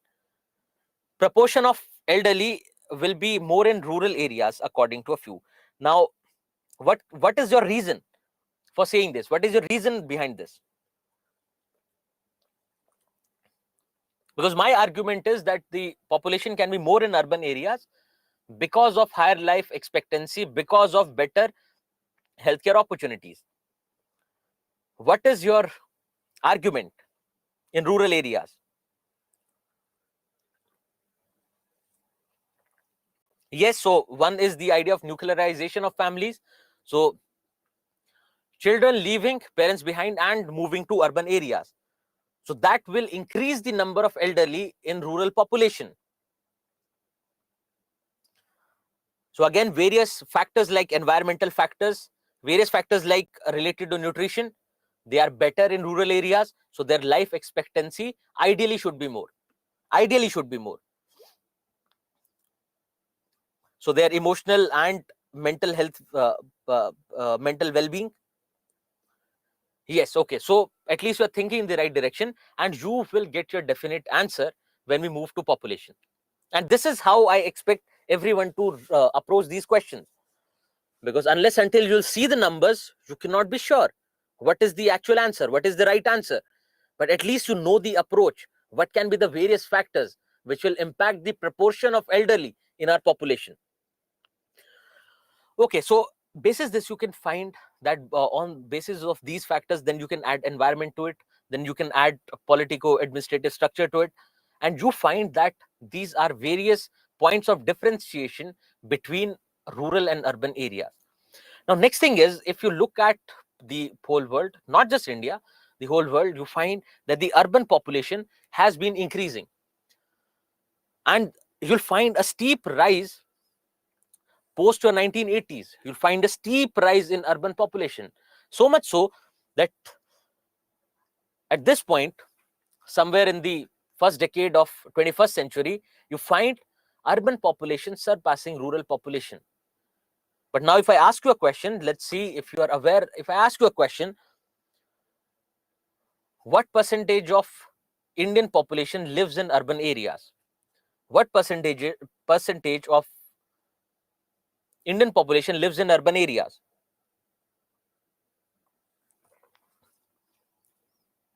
So yes, ranging from 30% and maybe more. Now again, the idea is a few of you are keeping the numbers on a higher side, but we have to wait for the next census to happen, and therein we'll be able to figure out what is the exact number. Right now, the numbers that we have from 2011 census, we find it is roughly around 31%. Then with various surveys that have happened, now these surveys are not say an exercise which is conducted on the level of census, but again you find that it has moved towards 40. It is ranging towards 40, but we cannot, the number that we have to stick to is the older number, 2011 census, and wait for the next census to happen. Yes, you can give various perspectives.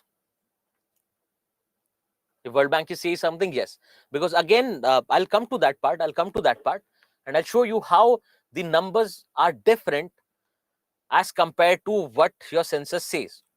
31% stays in urban areas because it is very normal.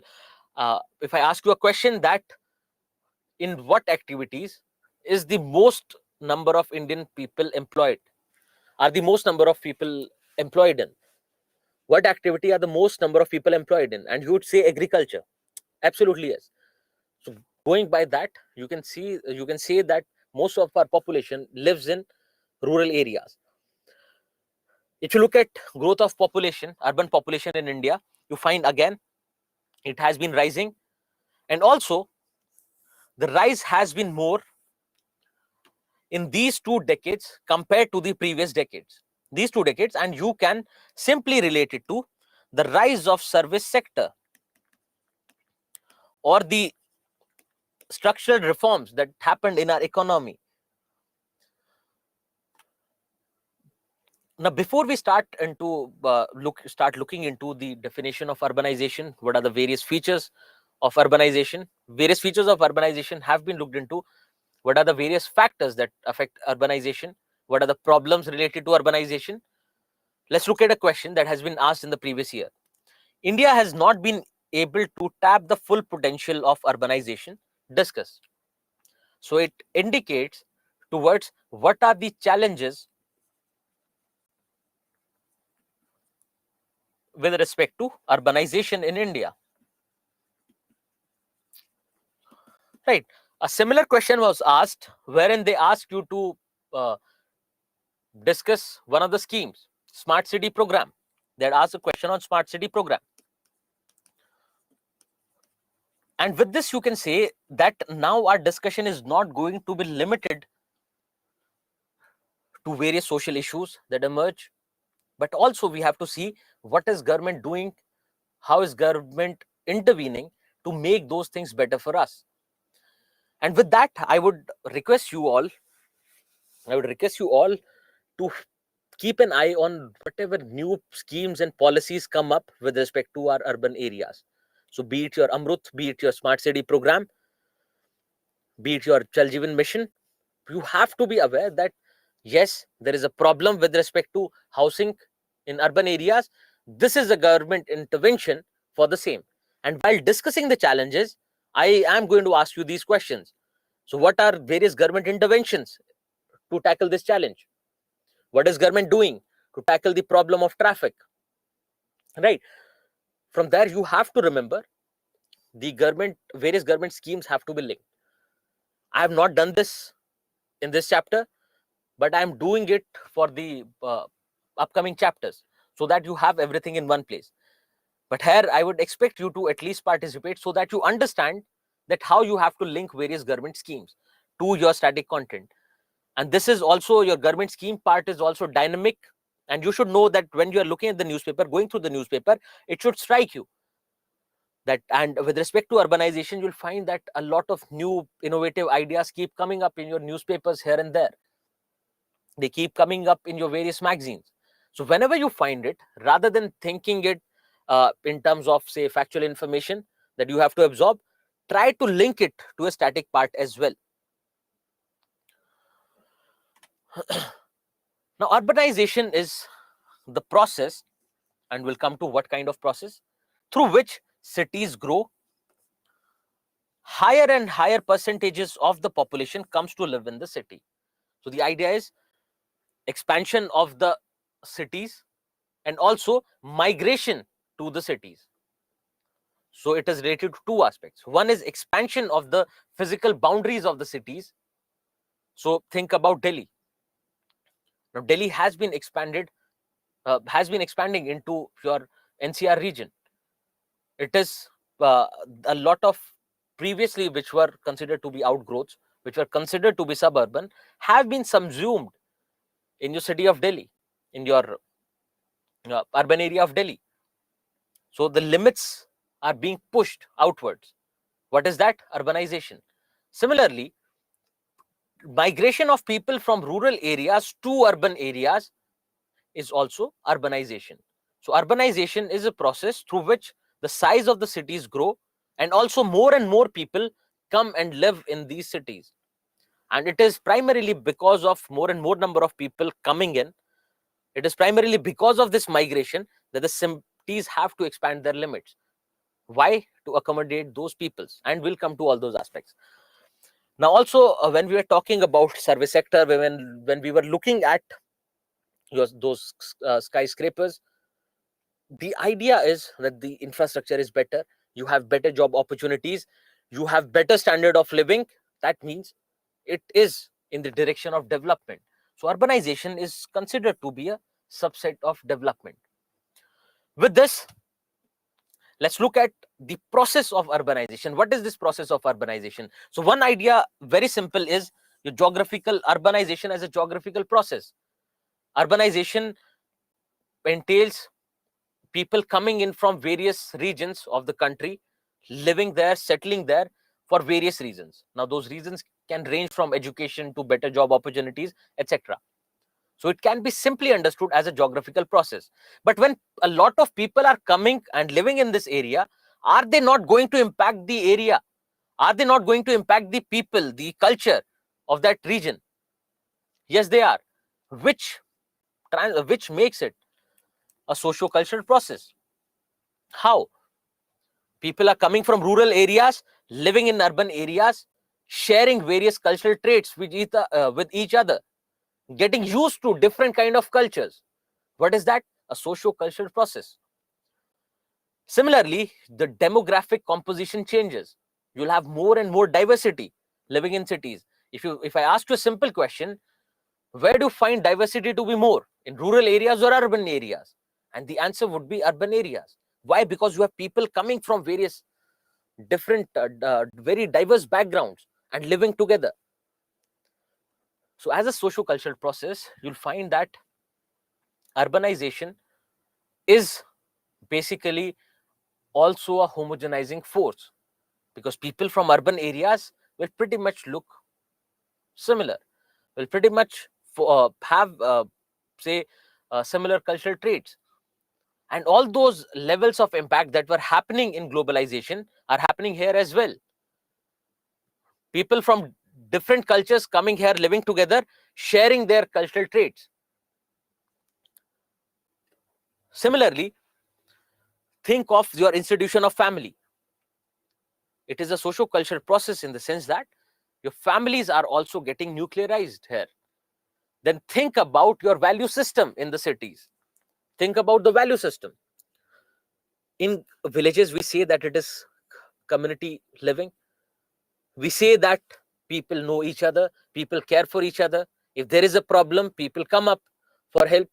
But when it comes to cities, when it comes to urban areas, the relationship between people is more practical, is more contractual. How? In urban areas, say you want to take any kind of services, say you want healthcare services, there'll be, say, a nurse assigned to you. He or she will take care of you as long as you are there in the hospital, as long as you are a client to whom he or she is providing service. But once that contract is over, once you're out of the hospital, do you retain that relationship? The answer is no. So the relationship is more contractual. Also, you'll find that it is we do not take personal interest. It is impersonal. We do not take personal interest in someone else's life. You might be a doctor. Yes, you might be worried about your patient, but you would not have that personal touch when it comes to providing services. Similarly, even if you look at your teachers in urban areas, all they can do is they can just take care of their responsibility or the duty that has been assigned to them. They do not treat the students as one of their own. It was in rural areas, and I was having this discussion with a family member who happened to be a school principal in our area, in our region. And he said that, see, the basic difference is, it is not just education of the students that we are worried about. It is everything, every dimension of their life. If they have any problem at home, we are the ones who solve it. If they are sick, we are the ones who care for them. And the relationship is very personal. Whereas if you talk about teachers in your urban areas, you find that the relationship has no personal touch at all. It is basically, say, it is limited to the interaction during the class, and ultimately neither the students care about the teacher nor the teacher cares about the student. So what will be the outcome?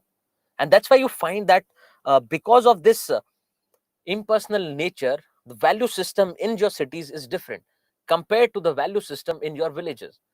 If you meet an accident on the roads in the cities, you'd find no one actually caring about it. Someone can be shot dead right in the middle of the street, and people would just walk over.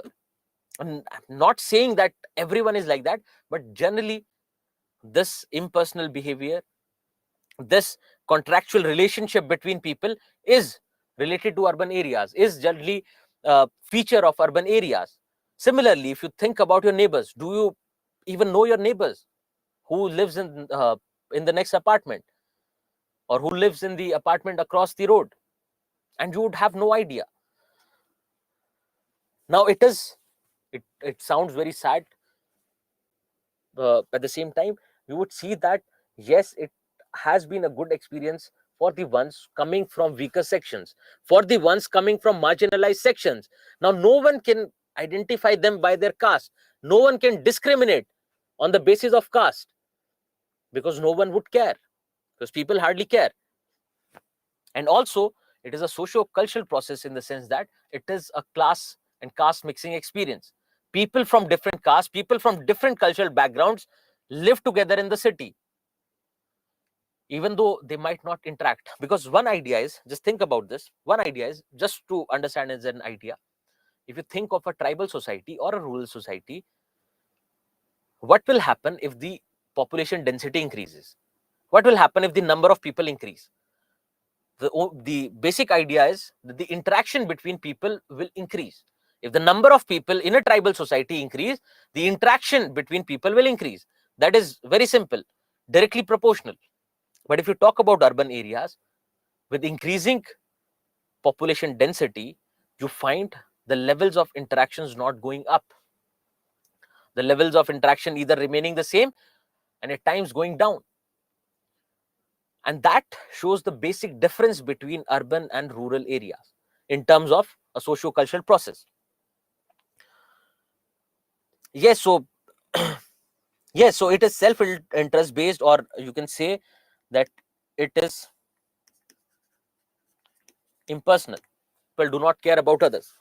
Similarly, as a economic process, you can think of the rise of your industries and your service sectors. In India, if you find that it is a peculiar phenomena, it is a different phenomena of urbanization, because in your Western countries, urbanization was accompanied by industrialization. As industrialization increased, urbanization increased. But in India, you find that yes, urbanization has been a trend. If you look at the graphs, you'll find that it has been ever increasing. But in India, you'll find that it increased mostly because of the impact of service sector, and that is how the Indian urbanization is different for that matter. So, but as an economic process, you can relate it to uh, the increasing number of industries and your service sector companies that are coming up, and also economic process in the sense of increasing contribution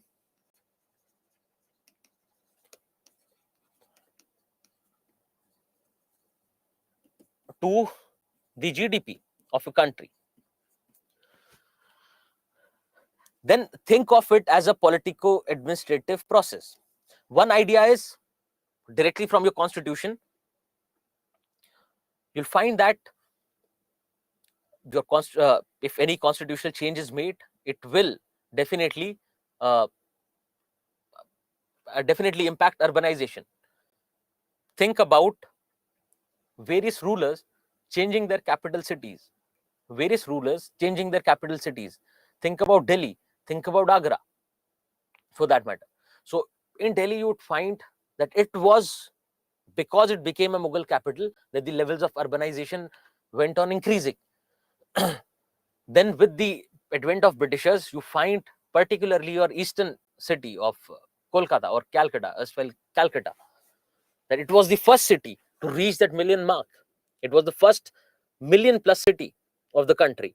Why? Because of a simple political decision. And also, it is a politico administrative process in the sense that the administrative system, the governance system is different compared to the rural areas. And in the form of your PRIs and urban local bodies. Now, these things can be simply understood. Now, think of it as an irreversible process. Can urbanization be reversed? Can you give an example of urbanization reversing?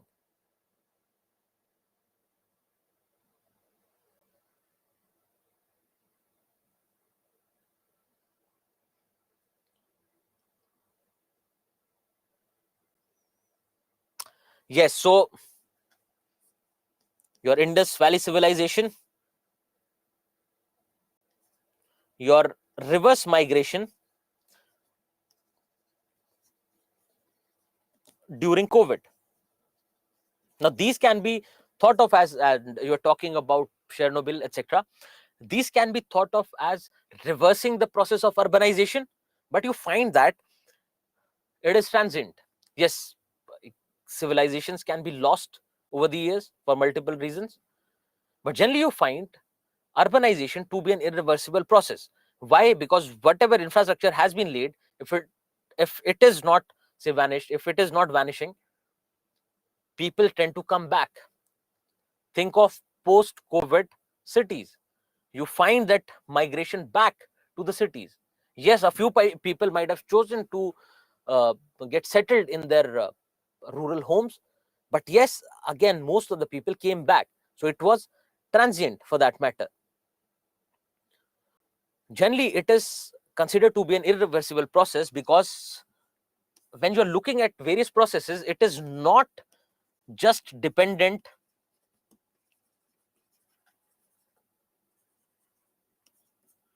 on demographic factors.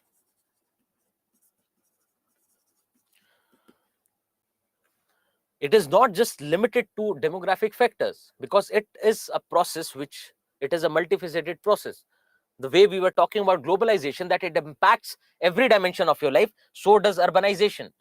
But and primarily it is an irreversible process because of various other factors apart from demography. Now, let's come to the context of India. How IVC is, how Indus Valley Civilization, it was a city, because the idea of city has also been changing. If you look at census 2011, the idea is different. If you look at the previous census, the idea is different. And also, Indus Valley Civilization, for its parallel roads, for the basic infrastructure that was available, for the arrangement of various amenities, it was considered to be a city. Again, it was an area for trading, meant for trading. You find that it got lost over the years. We lost that civilization, and with that civilization, even the urban area was lost. So it is an exception, it is an example of or of reversing the process of migration or reversing the process of urbanization. If we talk in terms of India, your census 2011 talks about three types of urban areas. So first one is statutory towns, which are declared to be urban areas by statute, by law, where you have a municipality, corporation, any cantonment board, or notified area town committee. Those are statutory towns. Then you have outgrowths. Think of outgrowths. So this is the actual city. Now, with increasing population, with increasing levels of population pollution, you'll find that these cities will go on expanding. So, for example, if the levels of if the population density has increased in this area, they'll need to house more people. They'll need to provide more housing facilities, and you'll find that people will start moving towards the nearby rural areas, which are connected to the city, where it is cheaper to live, where you have proper means of transport to go back to the city. Then you have basic amenities that you have in cities. You have proper schools, you have healthcare facilities available, you have pakka roads, and people will start moving to these areas, these rural areas around the city. And over a period of time, it will also get converted or become a part of the core city. And these areas are termed as outgrowths. So they'll have basic amenities as your cities have, but they'll be better connected to the city, and it'll be more convenient to live there compared to the city center. And we will come to this idea as well. Then you have census towns where population exceeds 5,000. Then the not just population in numbers, but population density. Population density is number of people living per square kilometer. Number of people living per square kilometer. So the population density has to be a minimum of 400 persons per kilometer, and then at least 75% of the working population, and that too male working population, is employed outside the agricultural sector. So one thing is, it is not inclusive of women, this idea, because it talks primarily about the male working population, that at least 75% of the male working population is employed outside agriculture, is employed either in industries or in service sectors. This is the idea of census town. Now, apart from this, you'll find that during with satellite imaging, that has this technology which has emerged, with satellite imaging, you'll find that this idea of population density and the say availability of basic infrastructure can be looked at through those satellites from above. Now these census, they happen once in 10 years. Now the census that was supposed to happen in 21, because of COVID, has been pushed further, and we don't know when the numbers will come out, when will they start counting, etc. But you have those satellite images, and in those satellite images you find that the level of urbanization has increased way more compared to what was previously, or what was mentioned according to a census 2011. And the numbers that you were mentioning basically consider those satellite towns as well. Those small towns, they were small towns, they did not fulfill this criteria, and when they did not fulfill this criteria, they did not find a mention there. But over the years, say 5 years, 10 years down the line, you find that they also have acquired the characteristics of these census towns. So because they are legally not mentioned, or legally are not a part of our urban areas, they are called satellite towns. Now this is the idea of urban areas in India, and again, remember, this idea keeps on changing and will change in the future, because now again, say simple idea, it is not inclusive of women. How can you just talk about the male population and not think of female population, which is discriminatory? So these things, these issues will be fixed in the next census. But again, you'll find that there might be some other issue with a new definition that comes up, and we'll see whether they fix it or not. Now, what are the causes of migration, causes of urbanization? We said the spreading of cities, or the increasing size of the cities, is urbanization, and also a lot of people moving in these cities is also urbanization. Now, there can be two factors which lead to a population growth in these urban areas. So yes, basic infrastructure will be there, it will go on increasing, new economic opportunities will keep coming up. But what we have to think about is the increase in population, because that is what is defining these urban areas.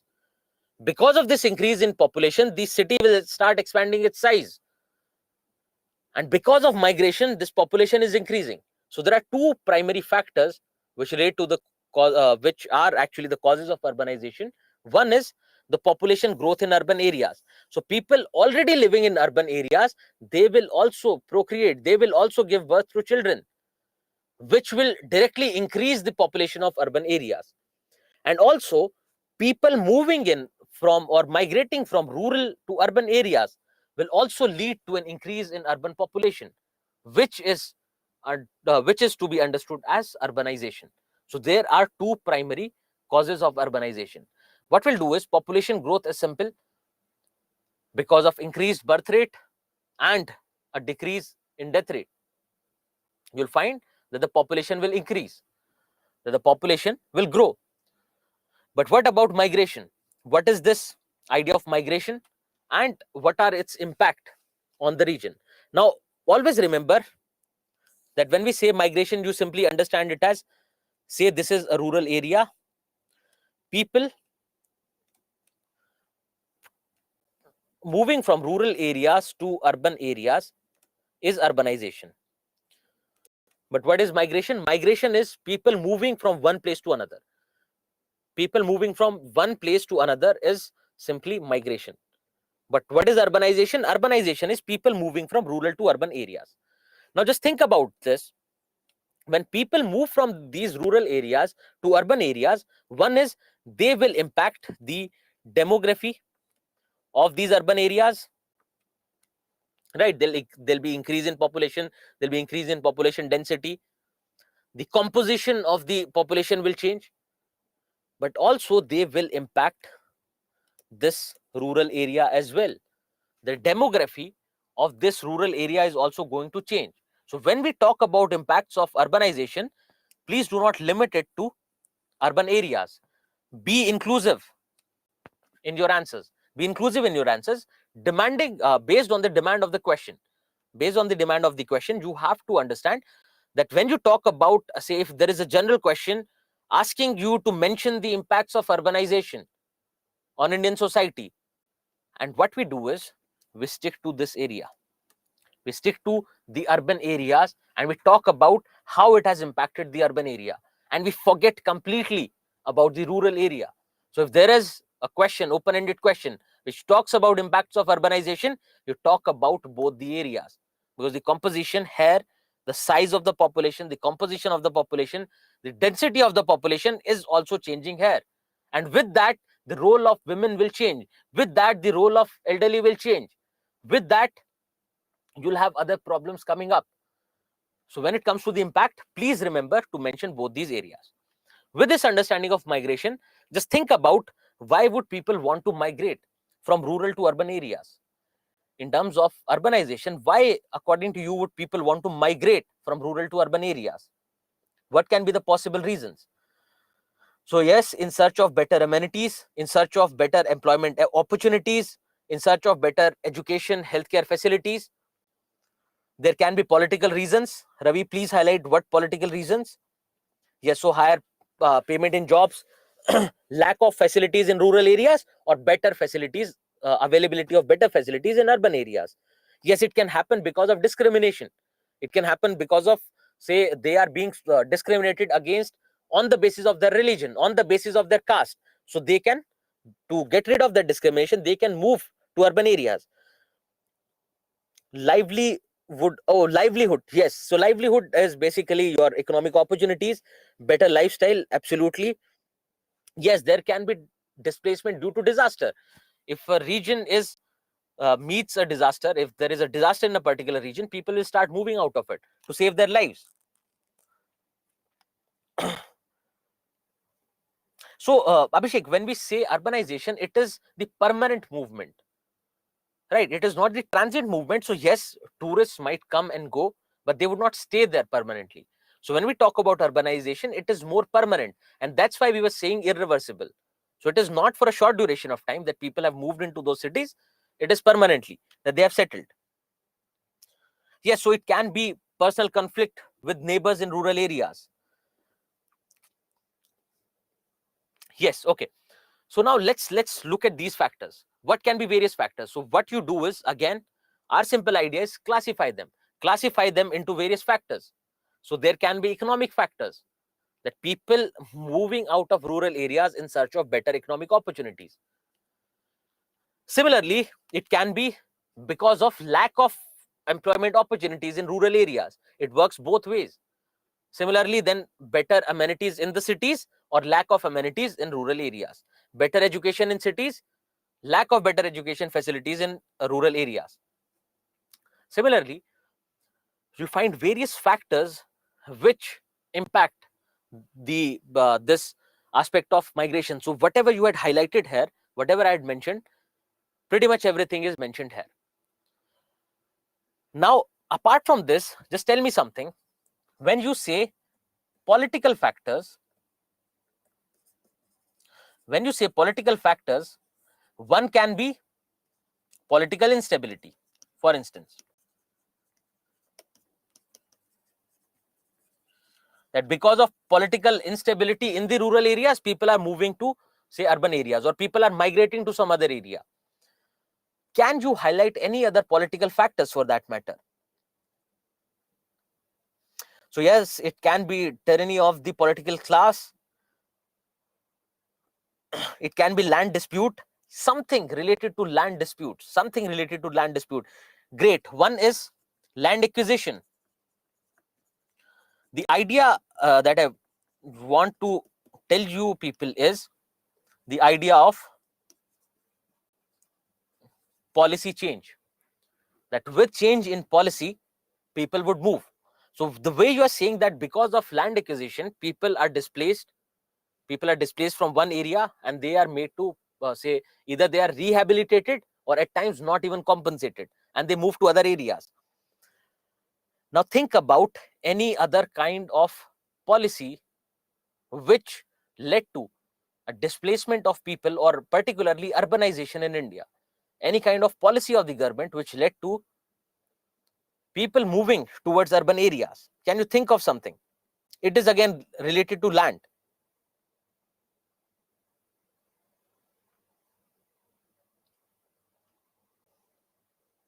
So yes, availability of housing loan. So someone saying land reforms.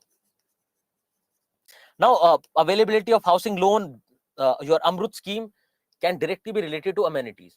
Let's think about others, particularly land. So can anyone suggest how land reforms will impact migration? Yes, land degradation can be one.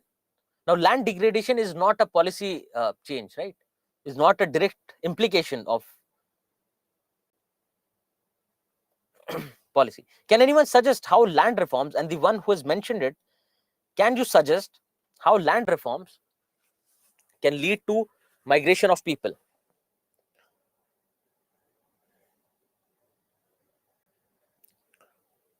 Yes, so when you talk about land degradation, you can think of land degradation due to excessive use of fertilizers, etc., which rendered a lot of land unproductive, or the productivity from those land, or from those uh, patches of land decreased, which made people sell off that land and move to urban areas. So indirectly you can reach there. So yes, one idea is land fragmentation. Now think about this. And this is how you have to think. When you think of land reforms, think what kind of land reforms have been brought about and what could have been the implications. So land fragmentation, as suggested by Devansh, is in the right direction. Now with your Land Ceiling Act, you find that a lot of people, to avoid that land ceiling, while they were living, they transferred it to their sons. They divided and transferred it to their sons. And over the years, what happened is that the land got fragmented even further, because people will give birth to at least 2 children, then it will be divided amongst them. And over the years, what happened was the land holdings became so small that they could not have possibly carried out agriculture on those lands, and which led to a push of rural masses from rural to urban areas. So great. Okay, so smaller holding of the land, it is same. Yes, so landholders tyranny, etc. So yes, the basic idea is, yes, so land acquisition has already been covered, Anushka. Land acquisition has already been covered. So the basic idea is there can be various factors which push people out of rural areas, and then there can be other factors which pull people towards urban areas. There can be pull factors in the sense that thinking of the better lifestyle in urban areas, thinking of better opportunities, thinking of better levels of education in urban areas, which will pull people towards urban areas. Similarly, issues like land reforms, issues like land acquisition by the government will push people from rural areas to urban areas. So there can be a few factors which push people from rural areas And then there can be other factors which pull towards urban areas. And you have them mentioned here. You have them mentioned here. You can just, even though during the discussion you would have thought of these, you can just think of them. And now the idea is not these factors, because they are right there in front of you. You have already suggested everything. You can understand. Now the question is, if I ask you a simple question, if you think of urbanization in India, what do you think? Whether it has happened because of the urban pull, or it has happened because of the rural push? Urbanization in India has happened because of rural push or urban pull? This is the question that I want everyone to keep in mind. That I want everyone to keep in mind. Yes, it'll be both. It will be both ultimately, because there are factors which push people from rural to urban areas, and then there are factors which pull people towards urban areas. But what is the case in India? Whether it is more because of the rural push or more because of the urban pull. So we find your opinions divided. Wherein some are saying urban pull and some are saying rural push. Okay, so just keep this in mind, and let's see where our discussion takes us. And you would have to think, and you would have to break it down. You would have to go back to the times when the level of urbanization started increasing, and therein start thinking about the urbanization in India. And we will come back to this. Do not worry. Now, what are the consequences of migration? One thing is that you have to remember that it impacts both the areas. It impacts both the regions. It impacts the region from where people are moving. It also impacts the region where people have moved, right? So it impacts both the source and the area to which people have moved. But how do we go about it? What we do is, we again break it down into various dimensions. So one idea is basic demographic changes. Now, if people are moving from rural area to urban area, and because it's a chapter on urbanization, let's take our discussion to this, because there are only a few exceptions which we can think of when it comes to urban to rural migration. In India, primarily it has been rural to urban migration, looking at the numbers. And not just in India, but across the globe. It has always been rural to urban migration, with a few exceptions of people moving from urban to rural areas in case of disasters during COVID, etc. Now, people, when moving from rural to urban areas, the population density here will change. How? The population density will decrease here, because people have moved out of this area. So population density goes down. Similarly, here population density goes up. Why? Because many people have moved here. Similarly, it can change the composition. Now let's think about the composition. Who is it? Who are the people who generally migrate? If you talk about composition in terms of sex, composition in terms of age. If you think of composition, it can be either in terms of age or in terms of sex. So you would say it will be male members of the society. One, also it will be the people who are there in your working age population. Generally, yes, there are other people who move. There are people who move with their entire family, but generally it will be male members in working age who will move. Now, if male members in working age move from rural areas to urban areas, how does it impact the sex ratio in your rural areas? It will increase the sex ratio. One classic example of this is your state of Bihar. Now, from Bihar, you find that male members from the working age group generally migrate to other regions, generally in search of unskilled labor, and they will travel to other states for that matter, which has altered the sex ratio in Bihar. And it looks like, if you look at the recent numbers, it looks like that Bihar has been progressing in terms of sex ratio. Bihar has been progressing in terms of the empowerment of women. But once you look at the child sex ratio, the image becomes clear. Because there are two ideas that we will come to tomorrow or on Monday when we talk about role of women. We will come back to it, but just think about it. If generally male working age members are moving from rural to urban areas, here if there were 1,000 males previously, now there are only 900 left, but the number of women are the same. So what will it do? It will alter the sex ratio. Similarly, it will alter the proportion of people, proportion of elderly for that matter. For instance, it is changing the proportion of or your working age population. But think about elderly. The proportion of elderly in the rural population will increase. Now, who will take care of your economic activities? Because it is primarily your male members who are engaged in agriculture.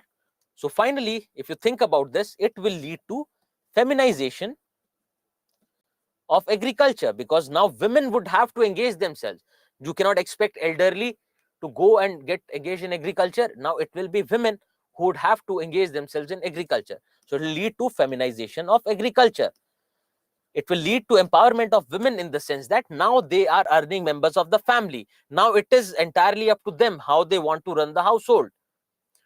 So they get all the responsibilities related to home and with relation to agriculture. But also it leads to dual burden of work in women. Then again, yes, so there is a saying, if a person moves from rural to urban areas in the same state, yes, it can be there.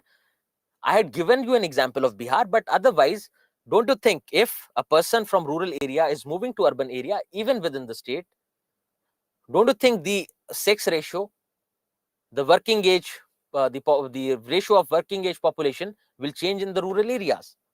And the answer is yes, it will change, because people have ultimately moved. It was just one example of Bihar. Why?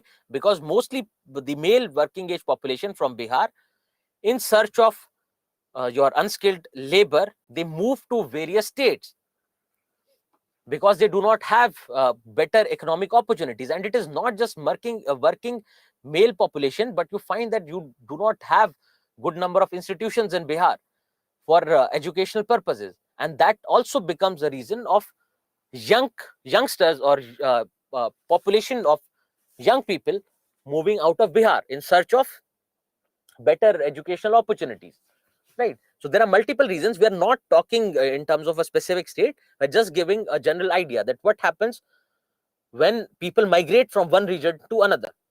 Getting back to it, so what we are saying, we are talking about demographic changes. Now population density will decrease from the source area, from where people have migrated. Then the composition of the population will change. The sex ratio will change. The proportion of elderly will increase. Now who is to look after the elderly? The state would have to step up. Who will look after your agriculture? Your female members of the family have to step up. Similarly, if you talk about your urban areas, the population density increases. Also, the composition of the population changes. And again, you'll find that it can be sex or age. Now, we are not talking about any general trends here, but you'll find that all these dimensions get impacted. We did this exercise just to make you understand that how it happens. But otherwise, you see that with migration towards urban areas, your various demographic factors like population density, sex ratio, etc. change. Then coming to social changes. Now, social changes will range from family to other things. Just think about family first. People migrating from one area to another, it is going to nuclearize both the families. It is going to nuclearize both the families. People move from rural areas. Say there is a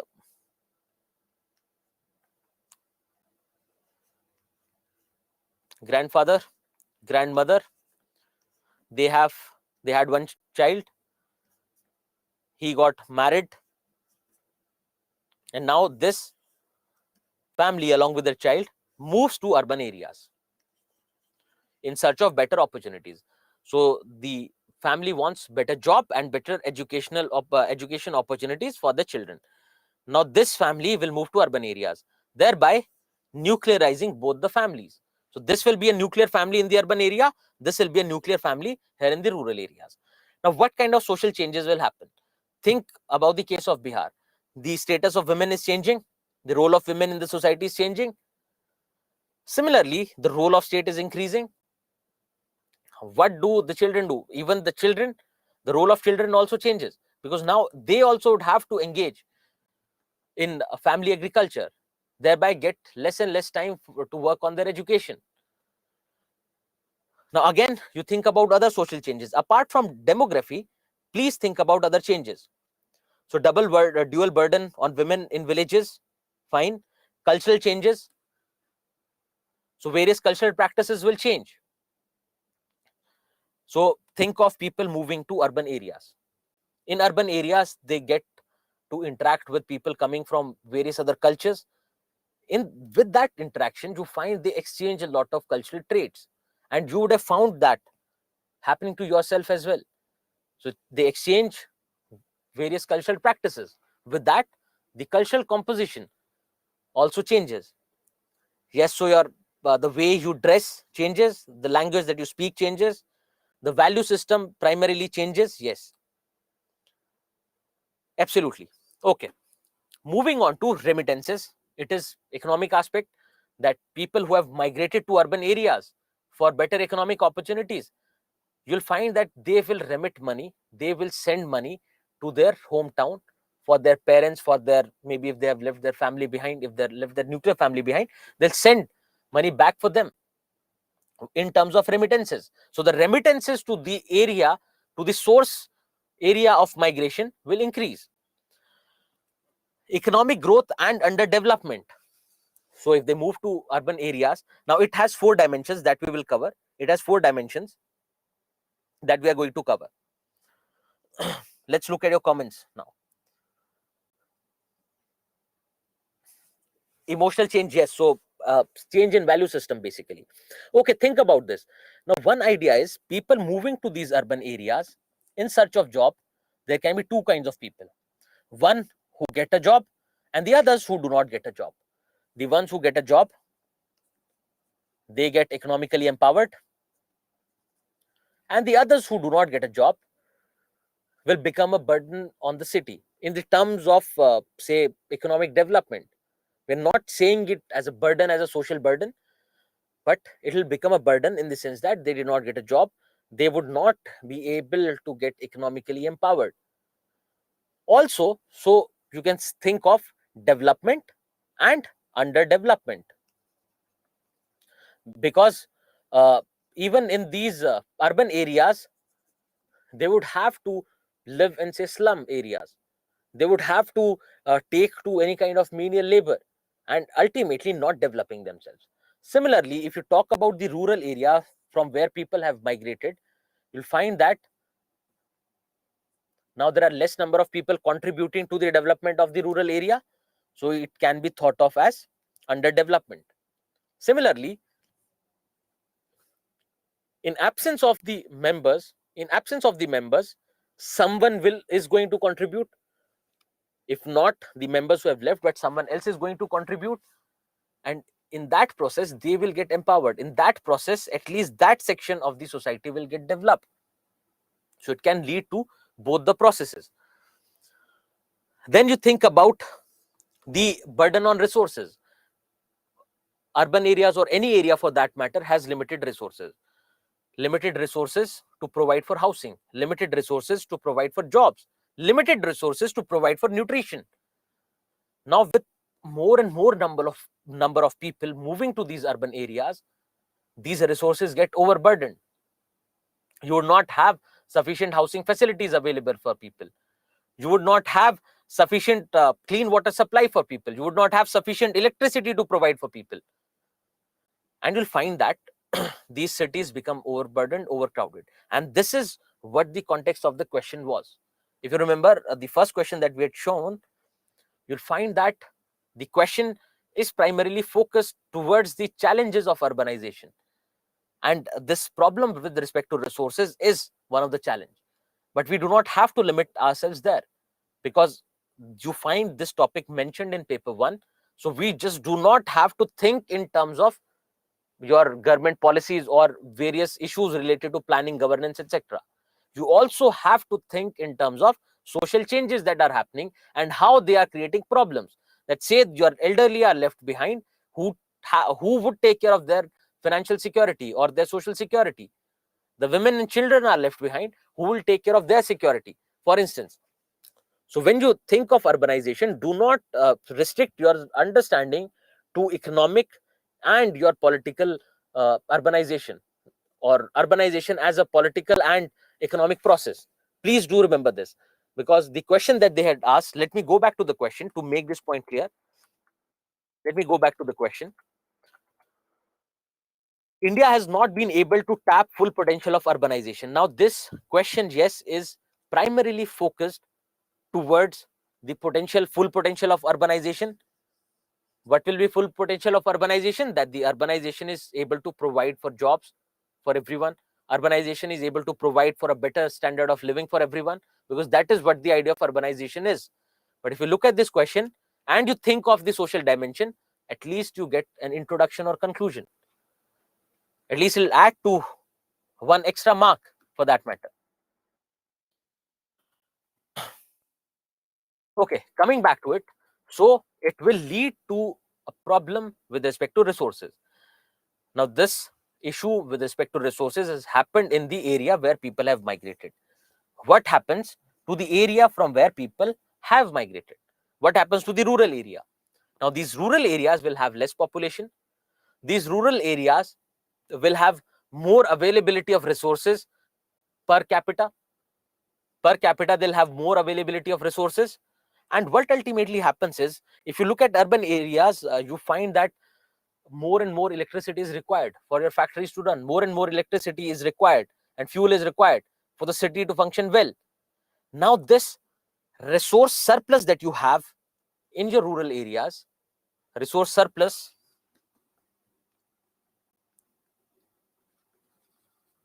that you have in rural areas, because now there is more per capita availability of resources, it will either be diverted to take care of the needs of urban areas, or they'll remain underutilized.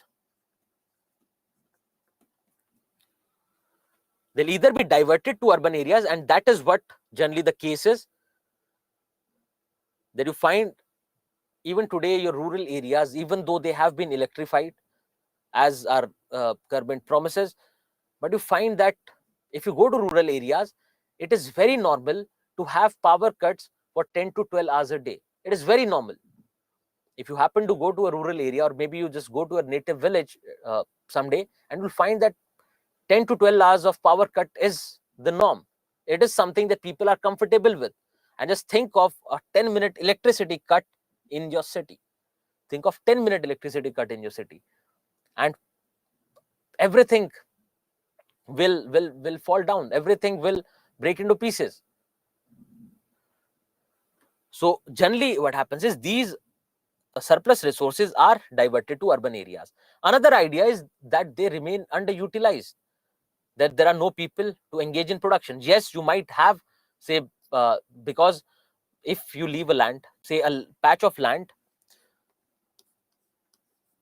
got degraded over the years because of excessive agriculture, because of excessive use of fertilizers, and now you leave that land for a few years. Now what will happen is, over the years, it will rejuvenate itself.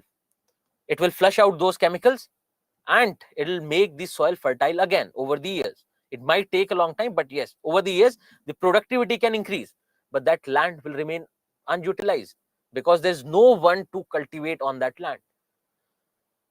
So at the time, on one hand, you find the resources in cities getting overburdened. At the same time, you find that the resources in your rural areas remain unutilized or underutilized.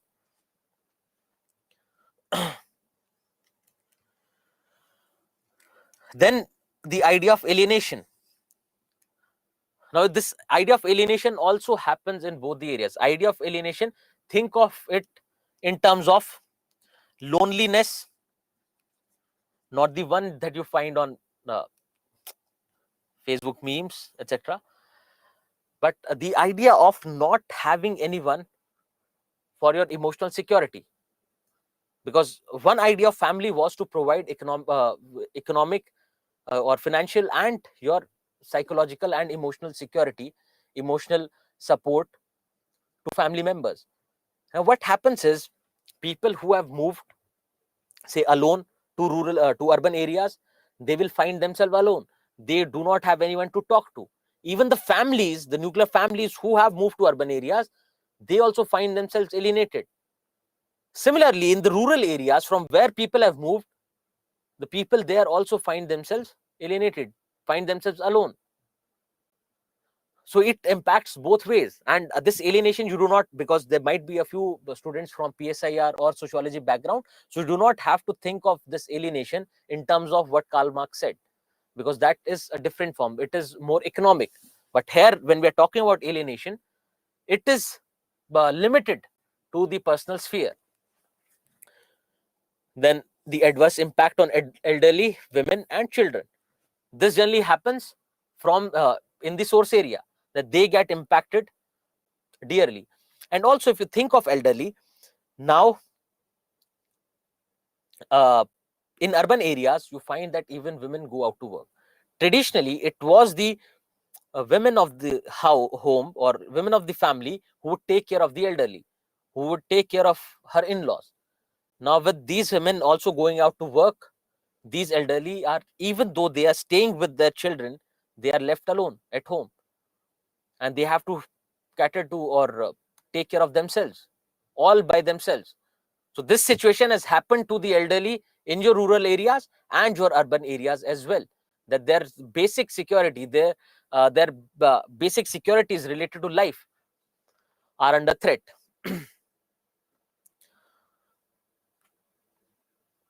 Now let's look at various trends of urbanization in India. Now this data is old, in the sense that it is coming from your 2011 census.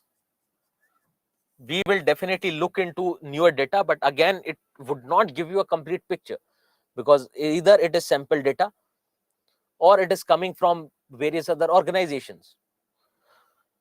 There also, they use the sample data for that matter. So you're asking, is migration counted if permanently moved, or seasonal movement also included?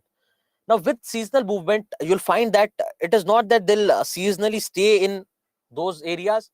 And also, if they're staying for a long enough time, because there is no fixed time of migration, that if a person stays for, say, 6 months, 8 months, then only it will be considered migration. There's no rule as such, but you'll find that ultimately, if they are there for seasonal employment, they are going to go back to either their area or their region from where they came from. Then it would not matter so much. But at times you find that they migrate seasonally, but they migrate from one city to another. So they'll stay in, say, an area which remains dry. So think of a person, think of a worker who works in the uh, infrastructure field, who are basically laborers who carry your load for any kind of building construction work happening. Now, during rainy seasons, during monsoons, they tend to move or tend to change their job to something else. They take up some other occupation, maybe rickshaw pulling or something, Otherwise, they tend to move towards drier areas during monsoon. But ultimately, they would not go back to their village. So yes, you do not have to think in terms of that what is the cutoff for that matter. Alienation, the idea of alienation will impact both the sides. It will impact people in the rural areas because now they do not have their dear ones. Think of yourself, if you are, say, if you left your parents behind in maybe some other city or rural areas from where you have migrated. Now you would talk to your parents when? Maybe in 15 days or a month, or maybe even if you can talk every day with your cell phone, but it is generally only for the festivals that you go back to your home. They find themselves alone there, you find yourself homesick here. So it impacts both ways. Then let's look at various trends of urbanization in India. You would find that the percentage of urban population has been mentioned to be around 30-31%, which has been changing. And then again, when it comes to data from various organizations, from various surveys, it is always going to find, you are always going to find divergence in those data because of their method of calculation. And that's why we are saying it's better to stick to your census data. Why? Because it gives a near true picture, because they go household to household to say collect their data, so which gives you the best impression for that matter.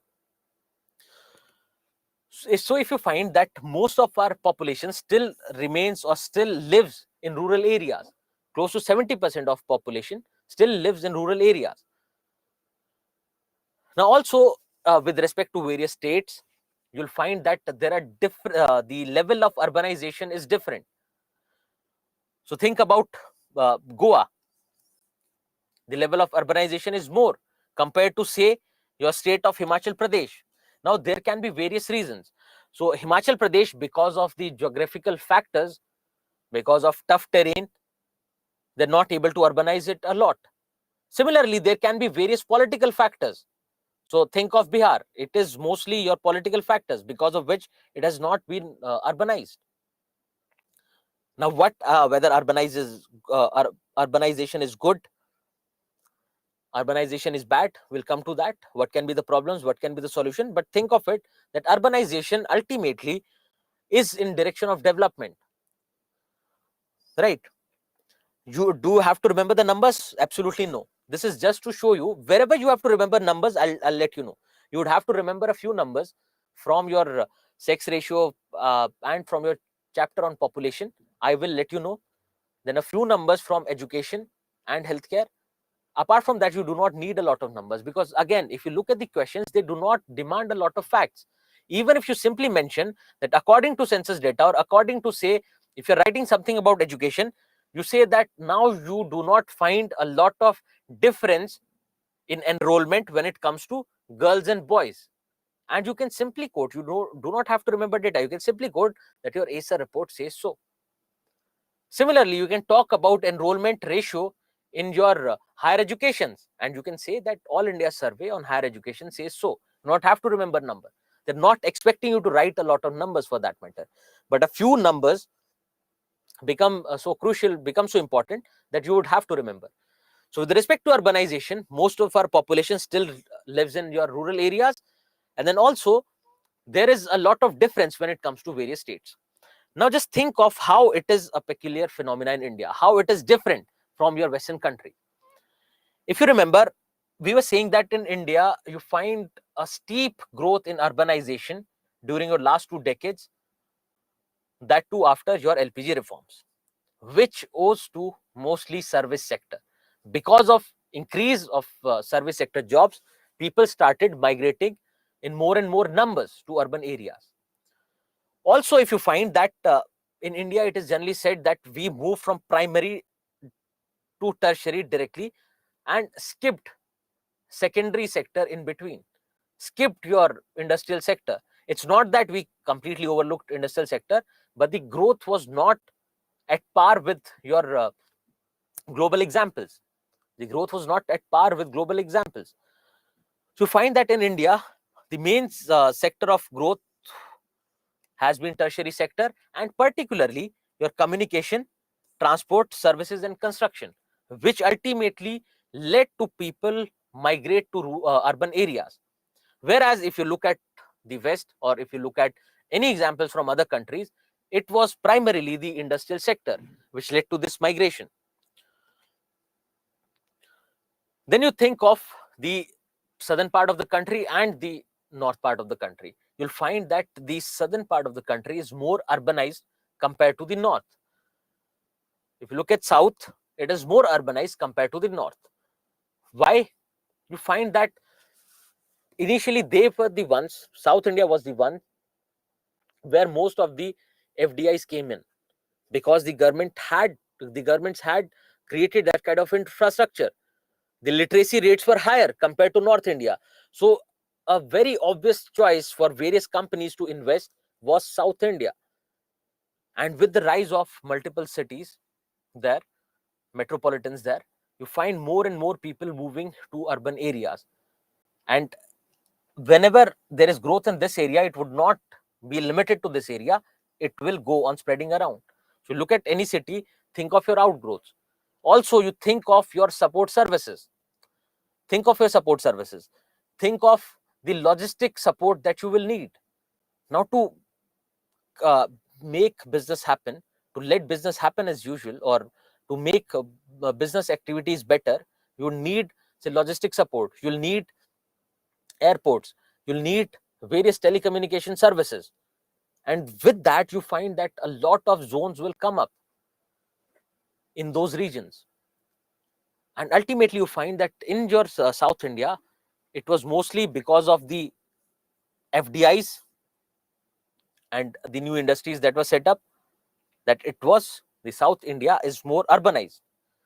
And the simple reason is that the governments created the policy. So if you think of Bangalore, back in the 90s, it was because of Mr. Krishna's policies that ultimately those FDIs came in. And generally, you find that the levels of awareness, the levels of literacy has been higher in South India compared to North India. Now, the question that was there, if you remember, that India has not been able to realize the full potential of urbanization, and which is a correct statement. And here it says that the urbanization in India is often termed as over urbanization or pseudo urbanization. Pseudo is something not true. Pseudo is something not true, and I hope everyone knows that. But yes, what is this pseudo urbanization? That you'll find if you look at urbanization in India, yes, there are various cities, districts that have emerged in most of our states, but you'll find most of our population, and even you, when you are thinking of urban areas, you would have thought of these metro cities, metropolitans, million plus cities, where generally people move, where generally you would want to move to get a job, to get, say, enrolled in a particular educational institution, to get healthcare services. And we find that these big cities are the ones who have taken most of the load of urbanization in our country. It has not been even. The urbanization in India is not very even, for that matter. So you have a few million plus cities wherein lot many people keep migrating, overburdening those cities. And now, if you overburden a city, how would the city provide you sufficient healthcare? How would the city provide you clean drinking water? How would the city provide you housing facilities? So, which becomes a problem. And hence, it can be said that India has not been able to realize the full potential of urbanization. And with this, you would be able to think in the direction of suggestions. What can be the suggestions? So, we're saying that there is a lot of difference when it comes to urbanization of various areas. What can be the solution? Have evenly distributed urbanization. Let every area get urbanized, rather than creating a few cities, and trying to say accommodate more and more people there. Why not distribute it evenly? Because with that, just think about various social problems that will come to a halt.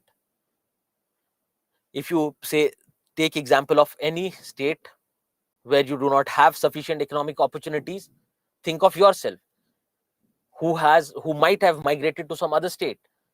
Provided you are given a decent economic opportunity and decent facilities in your hometowns, would you want to go back or not? And the answer mostly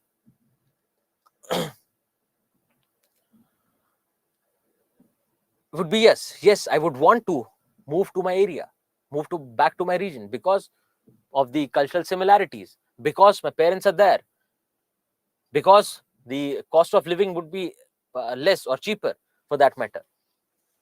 So from here we can think of suggestions. And also, so Rohit, when you say that we are talking from the perspective of GS, I've already mentioned a question wherein they have asked a question that was more biased towards paper 2, that was more biased towards governance and planning. They have already asked that question. So at least for this topic and the topic of women, we are going to talk about the intervention of government, because women, you will find a mention, or you can relate to vulnerable section that falls under the purview of paper 2. And also urbanization, they have asked a similar question, and there is no harm.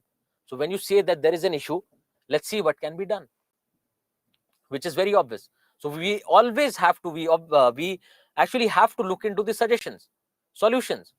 So we are saying, as a response to globalization, as the response to problems related to globalization, we have neolocalism.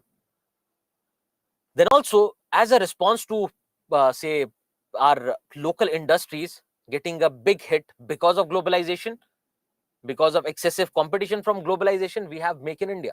So it's always better to think in terms of solutions as well, suggestions as well, and particularly when a question has already been asked. Okay, getting back to it. So this is how you can understand how our cities are over urbanized, and how we can say that it is pseudo urbanization. Now to expand on this, we have to think in various dimensions. We have to think of various effects of urbanization on Indian society. Now when we think of urbanization, effects of urbanization, you do not again have to limit yourself to the issues related to governance of the cities, because you would think of these ideas. You would think of urban floods, you would think of slums, you would think of traffic congestion, you would think of pollution. These are the general ideas when we think of urbanization, that this has led to impact of urbanization.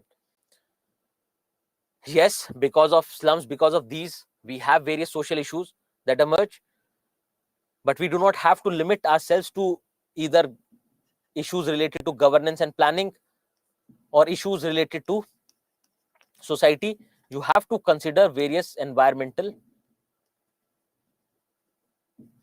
factors as well, and we'll come to that how we have to do it, how we have to go about it, because the solutions have to come in the form of governance, planning, financing, etc., to give it a touch, or to give it a little biasness towards your governance based issues, because that becomes more problematic. When we talk about social issues, by the understanding that we have reached so far, we can suggest something, we can suggest solutions. But ultimately, when it comes to governance, we will need to have a concrete structure. And also, when it comes to urbanization, please, please, what you have to do is that whatever new innovative solutions you find in the newspaper, do mention them in your notes. So there'll be suggestions to improve the environment, there'll be suggestions to improve the transportation system, and these things keep coming on a regular basis. So please keep your eyes open and keep adding it to your current affairs. So here's the idea of Miyawaki, and we will discuss that as an example.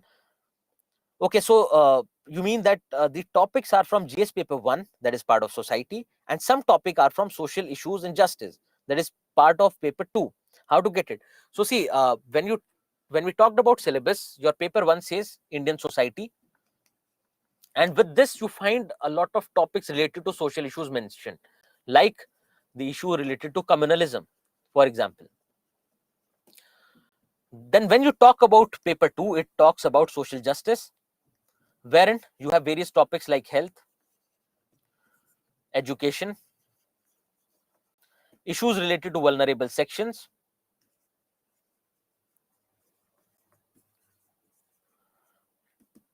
your civil society, etc. Okay.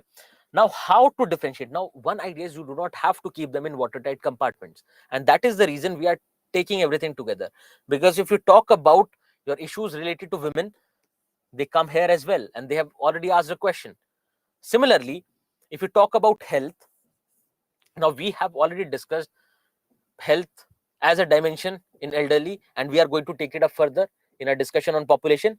Then we are going to take up the dimension of health when we talk about women, because when you say, the moment you say society, it covers everything. It is like a blanket that you keep over all the topics. Now society will relate to every aspect, and wherever we can show we can say integrate paper 2 with paper 1, we have to, because you will find increasing number of questions cutting across paper lines. Just think about this. Right now we might be a little confused about between paper 1 and 2. But if you remember, initially I had shown you a question wherein you find mention of topics from paper 3. If you remember the question on cryptocurrency, there was a question asked on cryptocurrency, and that is something you would either expect in your science and technology, that is paper 3, or your economy, that is again paper 3, or maybe something related to its regulation, that is again, because it is something related to economics, you limit your understanding to paper 3. But you had a question in paper 1 wherein they had asked what are the impacts of digital currency on the Indian society. Similarly, there was a question related to work from home in paper 1 last year, 21. They had asked a question about work from home. They're saying, what will be the impact of work from home on family? Right? So what will the impact of work from home on family as an institution? So that is why we are proceeding ahead by trying to empower you to conceptualize yourself. So think of this question. If you want to think of impact of work from home on Indian family, what would you do? Rather than thinking randomly, you can simply break down family in various components. Think about what happens to the roles, the functions of the family, what happens to women in the family, what happens to elderly in the family, what happens to the relationship between people. And that is why we are going through this exercise of breaking various topics, institutions, various sections down in various topics, so that you can tackle those questions. And trust me on this when I say that these questions are the ones who are going to give you an edge. Because if we talk about other questions, general questions, everyone would get the similar kind of marks. The average marks are going to remain the same. But when it comes to newer, different, innovative, smarter questions, they will decide whether you clear or not. And that is why they say that it is generally essay, ethics, social issues, and justice which will decide whether you will clear the examination or not. Right? So not being biased towards a particular subject for that matter, but you see that general question, if you ask about the models of secularism, everyone is going to write the similar kinds of answer. But when it comes to these newer questions, it becomes a problem. Muskan, we will answer this question, or rather you are going to answer this question. Which factor causes more migration, pull or push? It is a question meant for your practice, and we will take it up tomorrow. But yes, you are going to answer this question.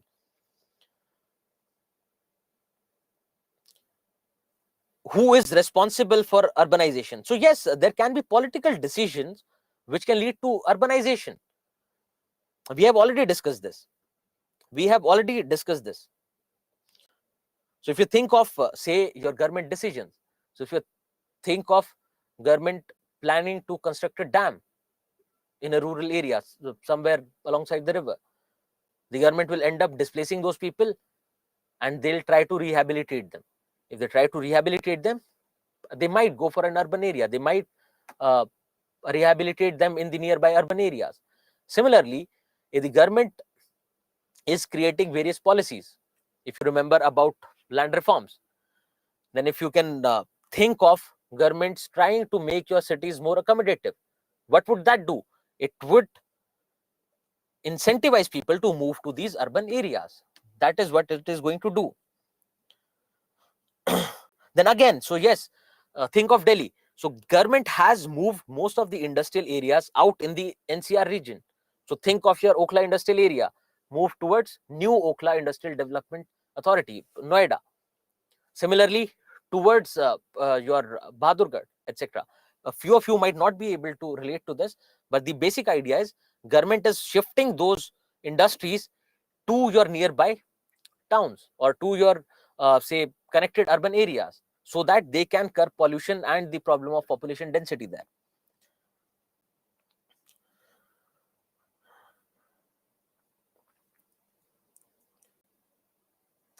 Okay, so today it's almost time, and what we'll do is we will take up the leftover questions and the rest of the discussion on Monday.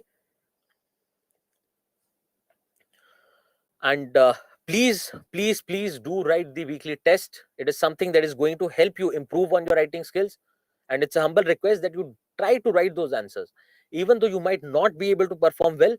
But how else are you going to make yourself better? So with this, let's conclude the session for today, and let's meet on Monday. Thank you, everyone.